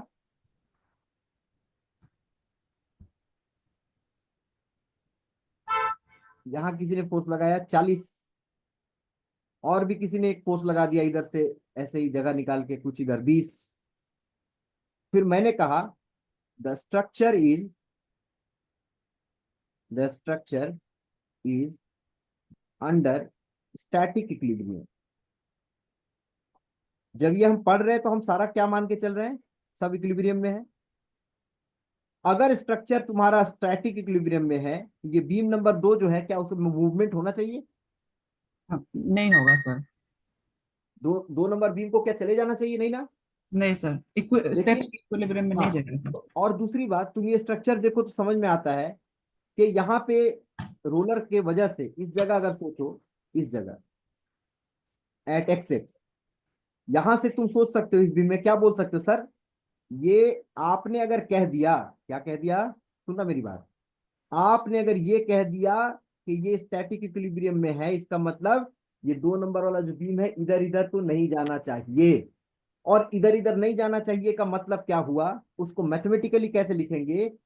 सम of axial forces, sum of axial forces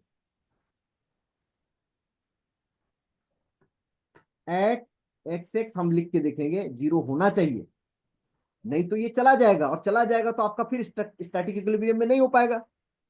इसी को करके देखा हमने, तो 40 इधर था, मैंने -40 लिया, +20 लिया और प्लस में F1 लिया इक्वल टू 0। F1 का वैल्यू पता चल गया। ये इक्वेशन मेरे को फायदा दिया ना? जी सर। F1 का वैल्यू निकालने में काम आया ना? जी सर। लेकिन ये F1 का वैल्यू मैं कैसे निकाल पाया? क्योंकि उस जगह पे मैं ये जानता था कि इस इंटरनल अरेंजमेंट में यहां पर एक्सियल वाला कोई ये रिएक्शन दे ही नहीं सकता। उसी का जानकारी का यूज किया मैंने, और क्या लिख दिया मैंने? Sum of axial force at x will be 0। समझे बात? जी सर। उसी जानकारी का यूज किया ना। जी सर। तो अल्टीमेटली क्या पता चला कि इस तरह का अरेंजमेंट से एक और चीज मिलता है, सम ऑफ एक्सियल फोर्स के साथ 0, सम ऑफ एक्सियल फोर्स ये मिलता है। तो यानी इंटरनल यहाँ पे हमें 2 इक्वेशन यहां से मिल जाएगा, एक बेंडिंग मोमेंट 0 यहां मिलेगा, एक बेंडिंग मोमेंट यहां भी मिलेगा 0।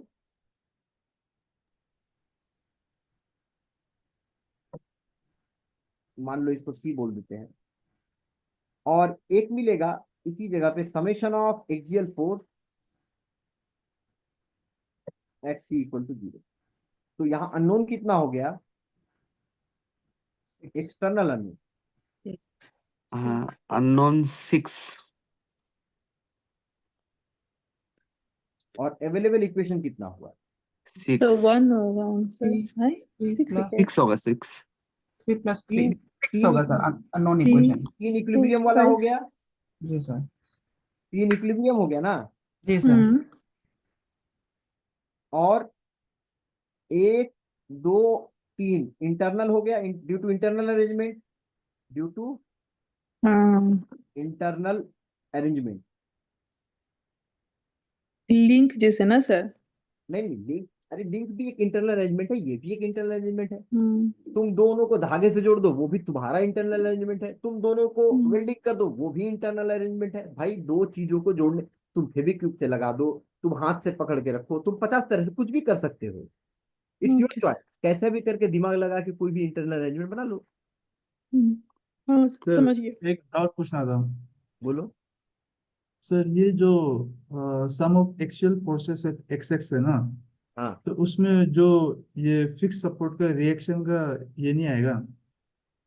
अरे मैंने यहाँ एग्जांपल जो दिया है, ये एग्जांपल जो दिया है, एक्सियल फोर्स समेशन करोगे तो एक्सियल में तुम फिक्स सपोर्ट का मोमेंट और वर्टिकल क्यों लोगे? नहीं नहीं यही तो सर, फिक्स ये सपोर्ट पे, सुनो मेरी बात सुनो, ये जो तुम्हारा यहाँ पे मान लो कोई जनरल लोडिंग की वजह से यहाँ ये मान लो इसका नाम क्या दे, ए दे दो नाम, ठीक है, ये मान लो फोर्स ए है फोर्स ए है। सम ऑफ एक्सियल फोर्स अगर तुम इस लास्ट वाले बीम में अभी इस तरह के वाले में लिखोगे, क्या लिखोगे? खाली एफ ए बराबर 0 आ जाएगा। एक ही है ना, एक्सियल में इधर कहाँ कोई फोर्स है, और अभी जैसा मैंने दिया है कोई एक्सटर्नल लोडिंग दिया नहीं है, तो खाली एक एफ ए है, बस एफ ए बराबर 0। सर मेरा डाउट ये था कि sir F A equal to वो उस साइड वाला वो होगा क्या, ये जो लेफ्ट हैंड साइड वाला रिएक्शन और लगेगा तुम्हारा डाउट मुझे। बहुत बेकार है बहुत, तुमको फिर कुछ समझ में नहीं आ रहा है। तुम पहले सोचो पहले मैं क्या बोल रहा हूँ, तुम्हारा डाउट में कोई दम नहीं है, तुम फिजिकल अंडरस्टैंडिंग तुम्हारा कुछ भी नहीं है। देखो यहाँ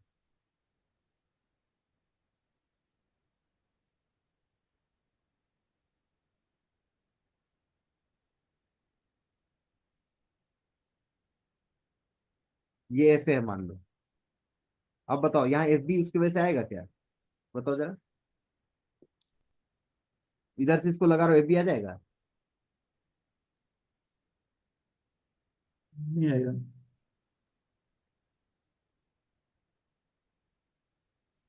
थोड़ा सा बदल देते हैं बस तुम परेशान हो जाते हो।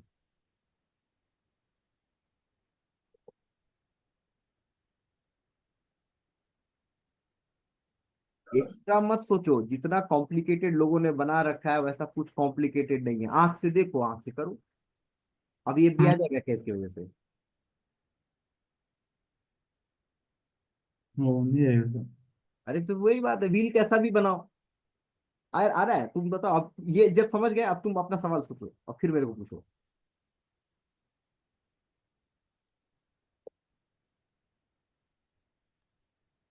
अब बताओ तुम्हारा क्वेश्चन तुमको समझ में आया, जवाब, या अभी भी बताना है मेरे को?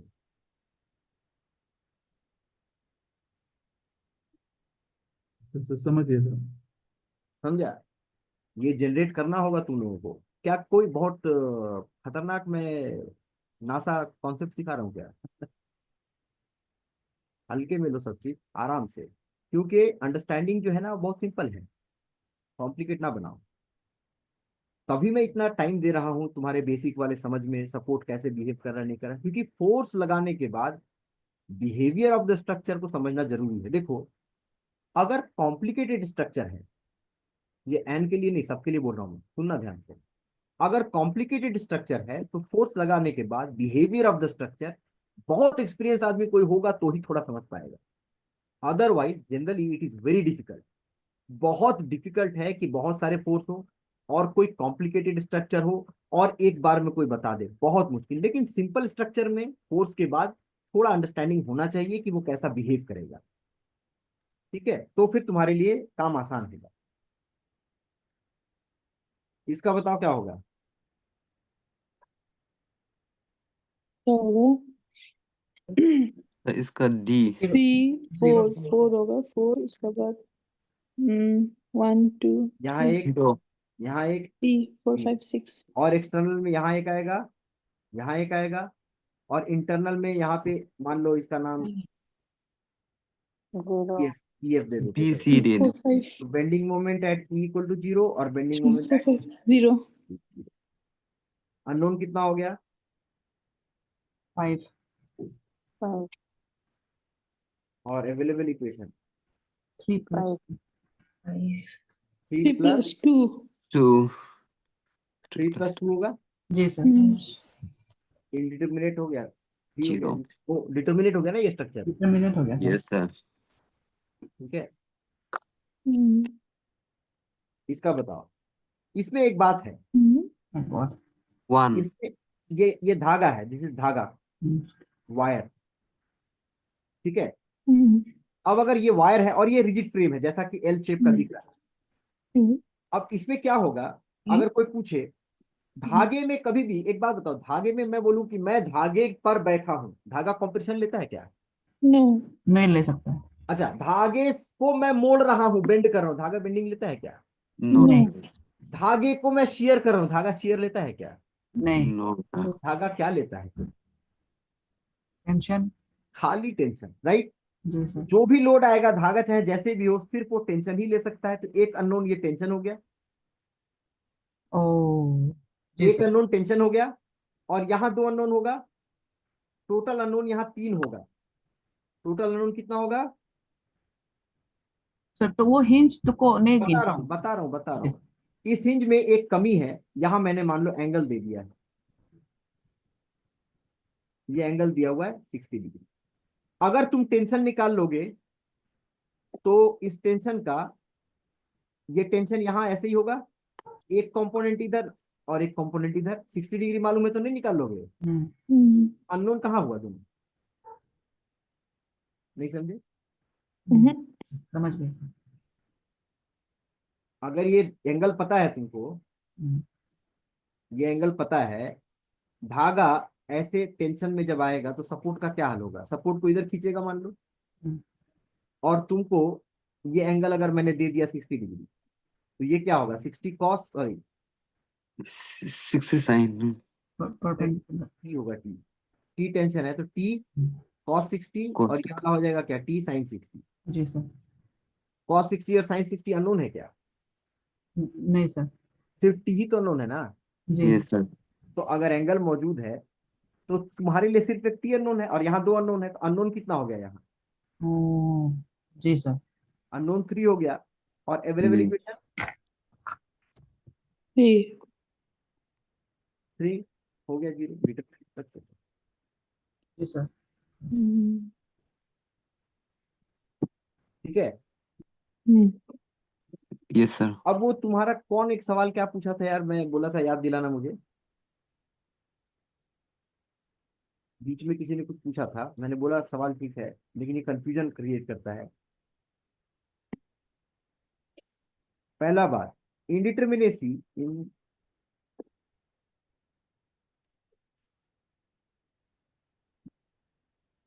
Static indeterminacy is generally calculated for general loading condition।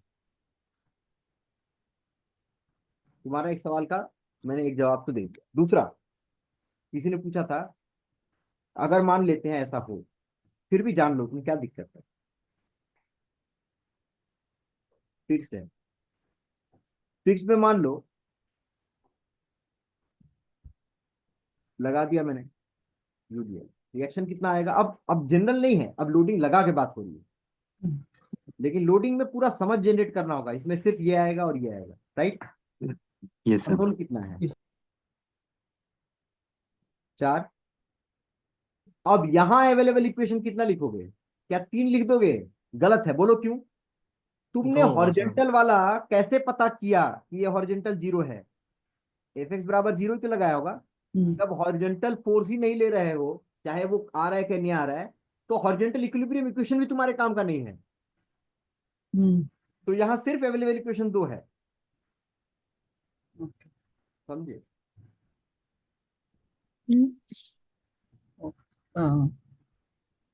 समझे? नहीं समझा सर।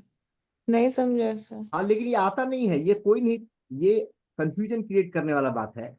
अगर लोडिंग है, लोडिंग के बाद कोई जानना चाहे कि लोडिंग है फिर भी मुझे इंडिटरमिनेसी पता करना है, चलो मैं थोड़ा सिंपल पहले स्ट्रक्चर करता हूँ नीचे एक और। सर प्रीवियस वाला वायर वाला का एक बार दिखा दीजिए ना। अच्छा रुको, पहले अब तो यहाँ चालू हो गया है। ठीक है सर।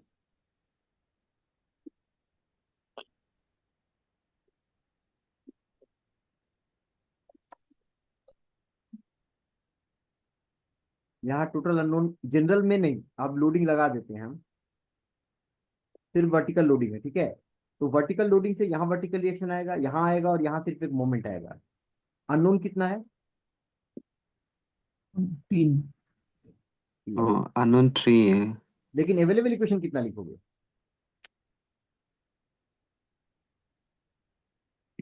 2 होगा सर। तीनों इक्विलिब्रियम नहीं लिखना है, क्यों? क्योंकि तुमको कैसे पता चला, चलो ये वाला हटा ही दो, ये हटाओ, मैं इसके नीचे बनाता हूँ। तुम बताओ मुझे क्यों नहीं लिख रहे हो समेशन ऑफ एफ एक्स बराबर 0? तुमको कहां से पता चला एफ एक्स लोडिंग 0 है? नहीं है। तुम ये बात कैसे लिखे कि लोडिंग लगाने के बाद वर्टिकल तुमको हॉरिजॉन्टल रिएक्शन नहीं आएगा? समेशन ऑफ एफ एक्स 0 से ही तो पता चलाएगा। तुमने जब हॉरिजॉन्टल रिएक्शन खुद ही हटा दिया तो हॉरिजॉन्टल इक्वेशन कैसे यूज कर सकते हो? Yes sir. तो हॉरिजॉन्टल वाला तुम्हारा रिएक्शन हटा चुके तो हॉरिजॉन्टल इक्विलिब्रियम भी नहीं यूज कर सकते। तुम्हारे पास अब जो यूज करने वाला अवेलेबल इक्वेशन है वो क्या है? That's all. लेकिन लोडिंग के साथ कोई नहीं पूछता है, इसलिए ये मैंने पहले लिख दिया, क्लियर कर दिया, पर तुमने पूछा था इसलिए मैंने एक एग्जांपल बता दिया। कोई चाहे तो कर सकता है, but static indeterminacy is generally calculated for general loading condition. अब बताओ पीछे क्या बोल रहे हो? सर ये वायर वाला का एक बार बता दीजिए ना कि अननोन जो 3 जो ओके ओके जैसे कि नीचे में तो सर 2 होगा ना सर, फिर वायर का एक एंड देन हिंज का एक, तो कैसा होगा सर?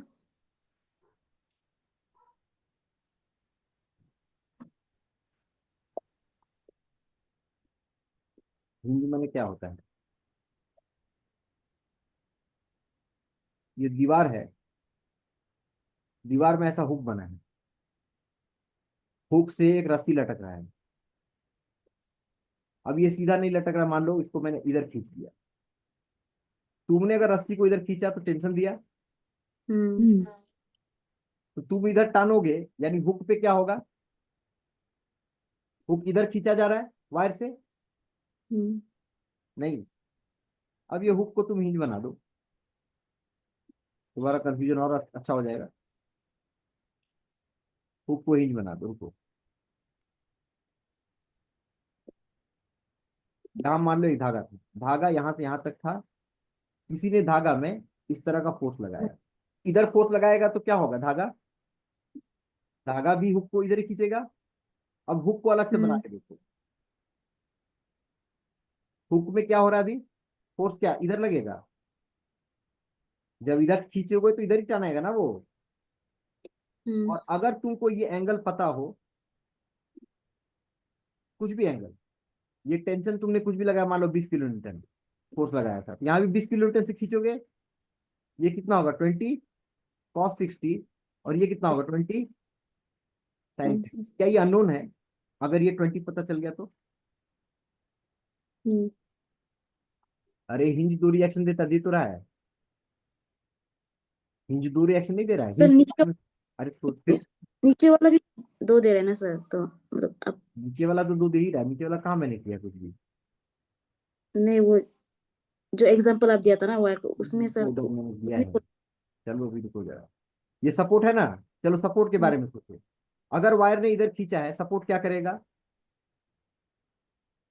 सपोर्ट क्या करेगा? सपोर्ट दो रिएक्शन देगा ना, सपोर्ट दो रिएक्शन देगा। ये इधर खींच रहा है तो सपोर्ट एक रिएक्शन इधर देगा और एक रिएक्शन इधर देगा। ये जो दो रिएक्शन दे रहा क्या है? ये धागा इधर खींच रहा था, ये धागा ये धागा इधर खींच रहा था, धागा का मैंने क्या किया, एक कंपोनेंट इधर किया, एक कंपोनेंट इधर किया। इस सपोर्ट का ये वर्टिकल रिएक्शन था सपोर्ट का, और ये हॉरिजॉन्टल रिएक्शन था सपोर्ट का। धागा ने 20 लगाया और ये एंगल पता था, तो 20 cos थीटा हो गया और ये 20 sin थीटा हो गया। वर्टिकल वाला जो तुम्हारा सपोर्ट का रिएक्शन है 20 sin थीटा हो गया, और हॉरिजॉन्टल वाला सपोर्ट का जो रिएक्शन है वो 20 cos थीटा हो गया। तो सिर्फ 20 पता चल गया तो सब पता नहीं चल गया? सर हम धागा वाला सेक्शन का समझ गया, हम वो बोल रहे कि नीचे में और एक हिंज था ना सर, तो उसका 2 को ऐड नहीं करेगा क्या, हम वो पूछ रहे सर। दिया तो है दो। हाँ नीचे में यहाँ में 2 है ना, हाँ, तो एक दो और एक तीन, बस देखो। और ये फिर आप फिर बोला था ना कि ये ओनली टेंशन का वजह से वायर में और एक अननोन आता है करके, यही तो टेंशन है। तो उसी में बोल रहा था ना सर तब तो। अरे ये वायर है तो वायर में क्या आएगा तुम बताओ? ये वायर है, इसमें क्या आएगा? कोई भी लोड इधर मान लो, इधर सामान रख दिया, वायर में क्या आएगा? ठीक है सर, समझ गया तब तो सर वायर मैं में तब तो तो। एक ही टेंशन आएगा ना। जी जी। वायर में यहाँ से काट के ऐसे देखोगे वायर को, ये है तुम्हारा, यहाँ से वायर काट के देखो ऐसे टेंशन आएगा। उधर से देखोगे काट के तो वायर में अवे फ्रॉम द जॉइंट ऐसे आता है टेंशन। एक ही टेंशन रहेगा ना थ्रू आउट वायर में। जी सॉरी, तब तो ठीक है सर। और किसी कुछ पूछना है?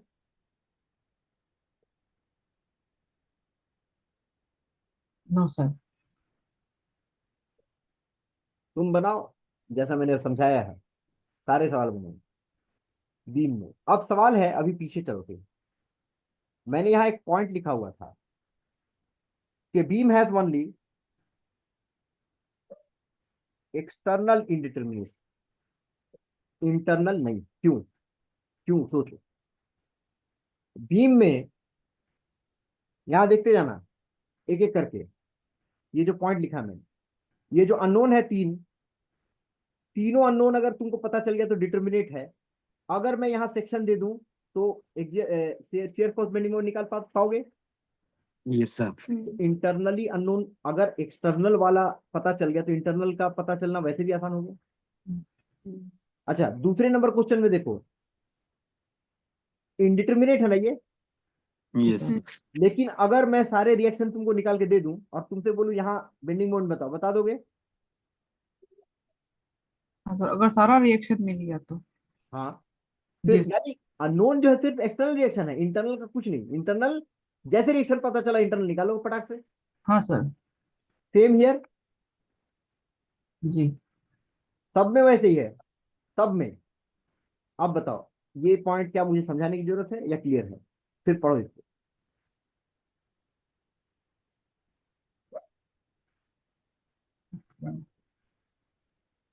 जी सर। क्लियर है? जी। Yes sir. ठीक। ऐसे पढ़ोगे तब ना मुझे भी लगेगा कुछ कमाल हो रहा है। अब आ जाओ स्टैटिक इंडिपेंडेंसी ऑफ फ्रेम पर। ठीक है, जी सर। फ्रेम, फ्रेम का मैरियो गेम स्टार्ट करेंगे। फ्रेम में जो बताऊंगा उसको याद रखना। फ्रेम में स्टैटिक इंडिपेंडेंसी निकालने के लिए ये फॉर्मूला तो बाद में याद रखना। पहला टारगेट होना चाहिए तुम्हारा make a cantilever structure, cantilever structure. अब सवाल ये उठता है तुमको क्या कैंटिलीवर स्ट्रक्चर मालूम है? कैंटिलीवर किसको कहते हैं? One and fixed and other free. One side fix another free, या यूं कहें एक साइड ही उसका सपोर्ट होता है, दूसरा साइड सपोर्ट नहीं होता है। अगर ये रिजिड फ्रेम ऐसे ऐसे है तो भी कैंटिलीवर है। अगर ये ऐसे ऐसे ऐसे वायर घुमा के ऐसे करके कर दिया तो भी कैंटिलीवर स्ट्रक्चर है। जी सर। कैंटिलीवर ही है ना? जी यस सर। सर। ये एक सपोर्ट है, ये ऐसे ऐसे ऐसे ऐसे ऐसे, क्या है? कैंटिलीवर है। जी सर। तो हमारा मेन टारगेट है कैंटिलीवर स्ट्रक्चर बनाना। कैंटिलीवर में दो सपोर्ट नहीं होता। दूसरा ये हो सकता है कि कैंटिलीवर तो बनाया मैंने लेकिन यहां मेरे को ऐसा वाला सपोर्ट मिल गया, ऐसे ऐसे था कुछ, अब ये ऐसा मिल गया तो क्या हो गया, ये तो इसके अबाउट पूरा घूम जाएगा। हाँ सर, फिक्स नहीं है सर। स्टेबल नहीं है, दिस इज अनस्टेबल। जी सर। तो हमारा दूसरा काम होगा मेक ए कैंटिलीवर स्ट्रक्चर, उसके बाद दूसरा मेक इट स्टेबल। जी सर। टेबल होना मेक है इट कैंटिलीवर, ठीक है। स्टेबल। और लास्ट में एक पोर्शन है ओपन भी बनाना है, वो मैं लिख देता हूँ, बनाते समय बता दूंगा। मेक इट ओपन स्ट्रक्चर, ये मैं समझाऊंगा लास्ट में। पर तुम्हें अभी क्या याद रखना है? Structure stable cantilever, cantilever open structure, ये मेरा मंत्र है। मंत्र समझते हो ना? ये मंत्र जाप करोगे सुबह शाम तो फ्रेम का इंडिटरमिनेसी निकलता रहेगा। ठीक, जी सर। क्या करना होगा तुमको? Stable cantilever open structure. ठीक, चलो एग्जांपल लेके बना लेते हैं। यहाँ है ऑलरेडी एग्जांपल, तो मैं ही बना देता हूँ, काट के पहले दिए हुए तो कैसे दिया है ये सब, बहुत ज्यादा दिया है सब। सब हटा देता हूँ, हाथ से बना के।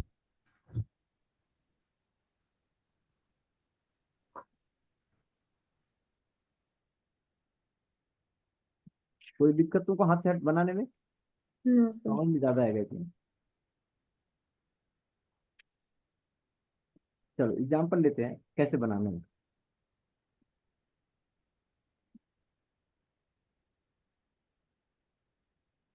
मान लो ये एक फ्रेम है, मैंने बोला कैंटिलीवर बनाना है। तो कैंटिलीवर बनाने के लिए अब मेरा यहाँ पे जो मैंने कहा था वो उसको फाइनली लिख भी देता हूँ।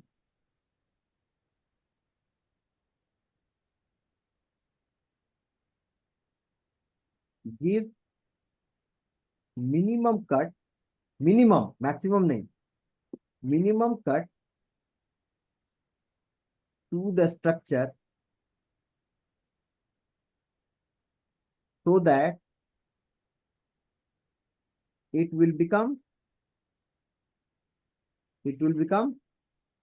cantilever structure. It will become cantilever structure. Make sure these cantilever structures are stable. Structures are stable. ये दो काम करोगे तभी इंडिटरमिनेसी निकाल पाओगे। अब तुम बताओ, मुझे अगर कैंटिलीवर बनाना है इस स्ट्रक्चर को, तो मैंने कहा कट लगाना है इसमें, मिनिमम नंबर ऑफ कट। कहीं भी काट लो, यहां मन करे यहां मन करे, पर आदमी जनरली क्या बीच में यहाँ काट लेता है। काट के दो हिस्सा बना दो इसको, है ना। काट के मैंने दो हिस्सा बनाया, एक हिस्सा ये बना मेरा, फिर मैंने इसको चेक किया क्या ये दोनों स्टेबल है, दोनों क्या कैंटिलीवर है। यस सर, स्टेबल है सर। क्योंकि फिक्स में तीन रिएक्शन मिलता है, किसी भी स्ट्रक्चर को 2D में स्टेबल होने के लिए तीन रिएक्शन चाहिए। जी सर। तो दोनों ही कैंटिलीवर है, स्टेबल है। जी तो सर। मैंने मंत्र दिया था स्टेबल कैंटिलीवर स्ट्रक्चर, हो गया ये। अगर ऐसा बन गया तो क्या फॉर्मूला यूज करेंगे, kinematic indeterminacy will, sorry static indeterminacy will become, जितना नंबर ऑफ कट हो, यहां लिखते हैं। कैसे निकालेंगे अब उस पे आते हैं। Static indeterminacy will become number of cut minus 3 times force needed to make it stable। कभी कभी स्टेबल नहीं होता है तो स्टेबल बनाने के लिए फोर्स लगाना पड़ता है। अब यहाँ पे देखो टोटल नंबर ऑफ कट कितना है, 1। एक मिनट, थोड़ा गलती लिख दिया मैं, 3 यहाँ भी होना करना था। ये जल्दीबाजी में होता है। 3 into number of cut minus force needed to make it stable. 3 into कितना नंबर ऑफ कट दिया तुमने, 1। 1। जी सर। कोई फोर्स लगाना पड़ा रोकने के लिए, स्टेबल करने के लिए? No sir. No force. तो बस हो गया, ये हो गया इसका स्टैटिक इंडिटरमिनेसी। जी सर। अब तुम ये पूछ सकते हो कि सर थोड़ा मुझे अंदर भी समझा दीजिए चल क्या रहा है। हालांकि तुमको जरूरत नहीं जानने का, ना ही किसी एग्जाम में पूछने वाला, ना कुछ भी, फिर भी थोड़ा सा चाहो तो देख लो। देखो कैसे, जब कोई स्ट्रक्चर मैंने कंसीडर किया, यहाँ कटिंग करने पे क्या होगा, फ्रेम के पोर्शंस बीम के तरह हैं, कट करोगे तो मैक्सिमम कितना रिएक्शन आएगा, 3। अच्छा यहाँ भी जो दोनों, ये दोनों एक ही पोर्शन था, तो जो रिएक्शन यहाँ आएगा वो वहां भी है, दोनों सेम ही है। सर ओपन एंड में 3 रिएक्शन आएगा ना? ओपन वाला मैंने अभी बात ही नहीं किया, मैंने बोला बाद में बात करूंगा।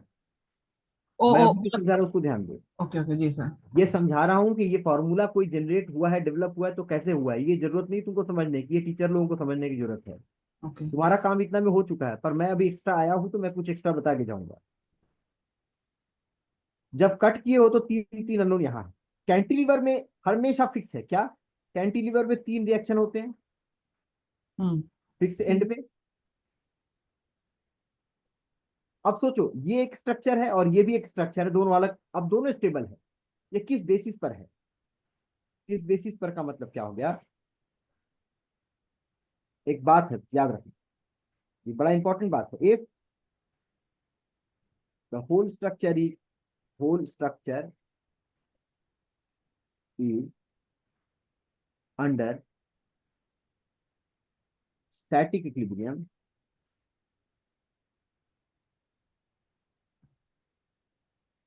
then it's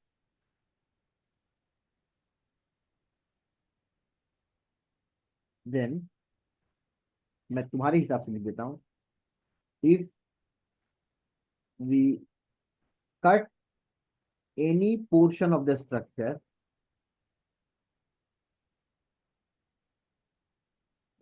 completely,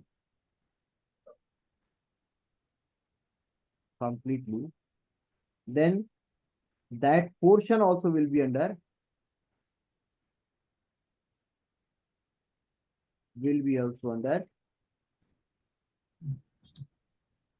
static equilibrium। कोई पूरा स्ट्रक्चर अगर इक्विलिब्रियम में है ना, तो उसका हर एक पार्ट भी इक्विलिब्रियम में ही होगा। क्या मतलब है इसका?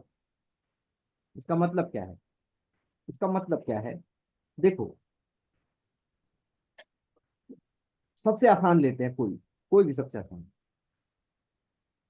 समझाने के लिए। कैंटिलीवर भी तो स्ट्रक्चर ही है ना नॉर्मल। अभी इंडिटरमिनेसी पे मत जाओ, मैं सिखा कुछ और रहा हूं। कोई पूरा स्ट्रक्चर इक्विलिब्रियम में है तो portion of the structure also will be in equilibrium. मान लो ये स्ट्रक्चर है, इसमें किसी ने यहाँ लोड लगाया, यहाँ ऐसे, तो तुम्हें पता है ये बेंड होगा थोड़ा, उसके बाद में यहाँ रिएक्शन मिल जाएगा, यहाँ मोमेंट आ जाएगा, है ना। ये पूरा स्ट्रक्चर इक्विलिब्रियम में है, किसी के घर तो नहीं जा रहा है। डिफॉर्म हुआ है, डिफ्लेक्ट हुआ है, बट रुक गया, डिफ्लेक्ट होकर रुक गया। कंटिन्यूअस डिफॉर्मेशन है क्या यहाँ पे? नहीं सर। कि गोल गोल घूमे जा रहा है, वो नहीं। चले जा रहा है, कहीं चला जाएगा, कलकत्ता चला जाएगा, ऐसा कुछ है? नहीं सर। ऐसा नहीं है, स्टैटिक इक्विलिब्रियम में। तो अगर ये स्टैटिक इक्विलिब्रियम में है, तो मैंने क्या कहा, एक पोर्शन काट के देखते हैं कोई भी। मान लो मैंने कहा कि इस पोर्शन को काट के निकालो, काट के निकाला। अब इसका फ्री बॉडी डायग्राम बना, क्या बनेगा? ये फ्री बॉडी डायग्राम बना रहा हूं। जो जो एक्सटर्नल लोड इस पे है वो दिखाना होगा, और जहां कट किए हो वो इंटरनल फोर्सेस दिखाना होगा। तो जब कट किया तुमने, तो यहां पता किया तुमने क्या चल रहा था। इसको रोकने के लिए ये बगल वाला जो बंदा है, ब्लैक वाला, ये इसको रिएक्शन इधर दे रहा होगा, शियर जिसको कहते हो तुम। जी और सर। ये जो घूम रहा है उसके अगेंस्ट ये बेंडिंग भी दे रहा होगा। जी सर। अब ये होगा इक्विलिब्रियम में। Now this is also in equilibrium. जी।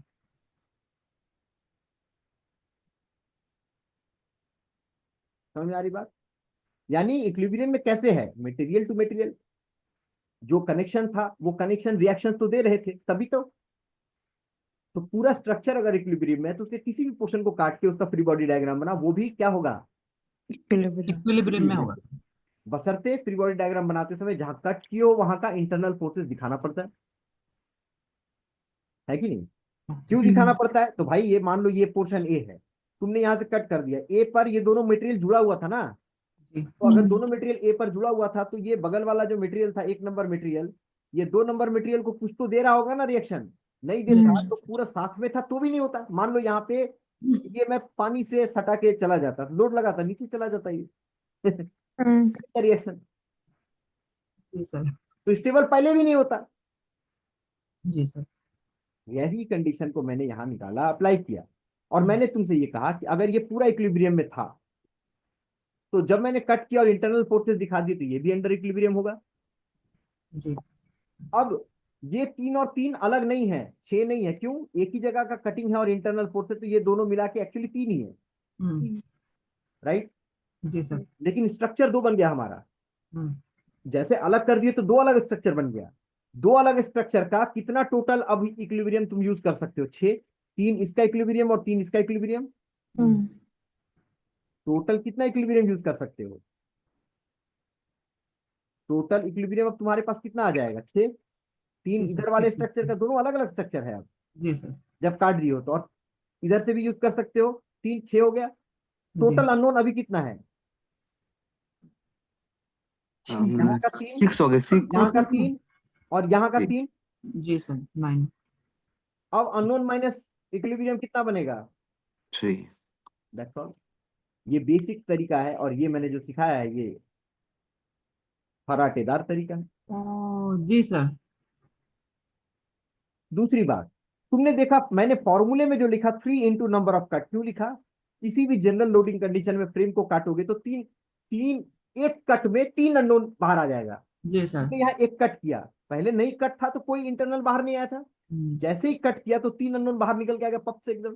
जी वही सर। 3 है, ये जितना नंबर ऑफ कट करोगे पक पक पक निकल के आ जाएगा जहां जहां कट करोगे।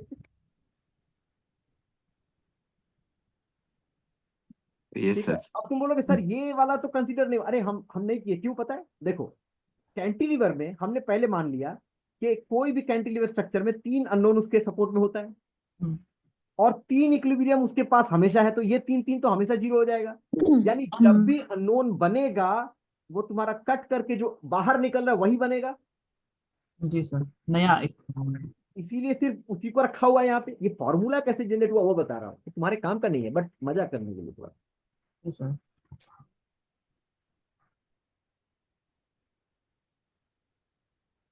अब ये वाला यूज कर करके सारा बना लोगे तुम फटाफट। ये सारा होमवर्क में बना के कोशिश करके देखना, मैं बाद में आऊंगा तो बात करेंगे। ये हम्म, बेसिक हो गया क्या?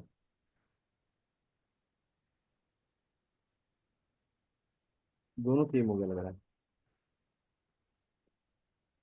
ये इंटरनल हिंज है, तुम ट्राई मारो, ये रोलर है, रोलर टाइप का अरेंजमेंट है। रोलर मतलब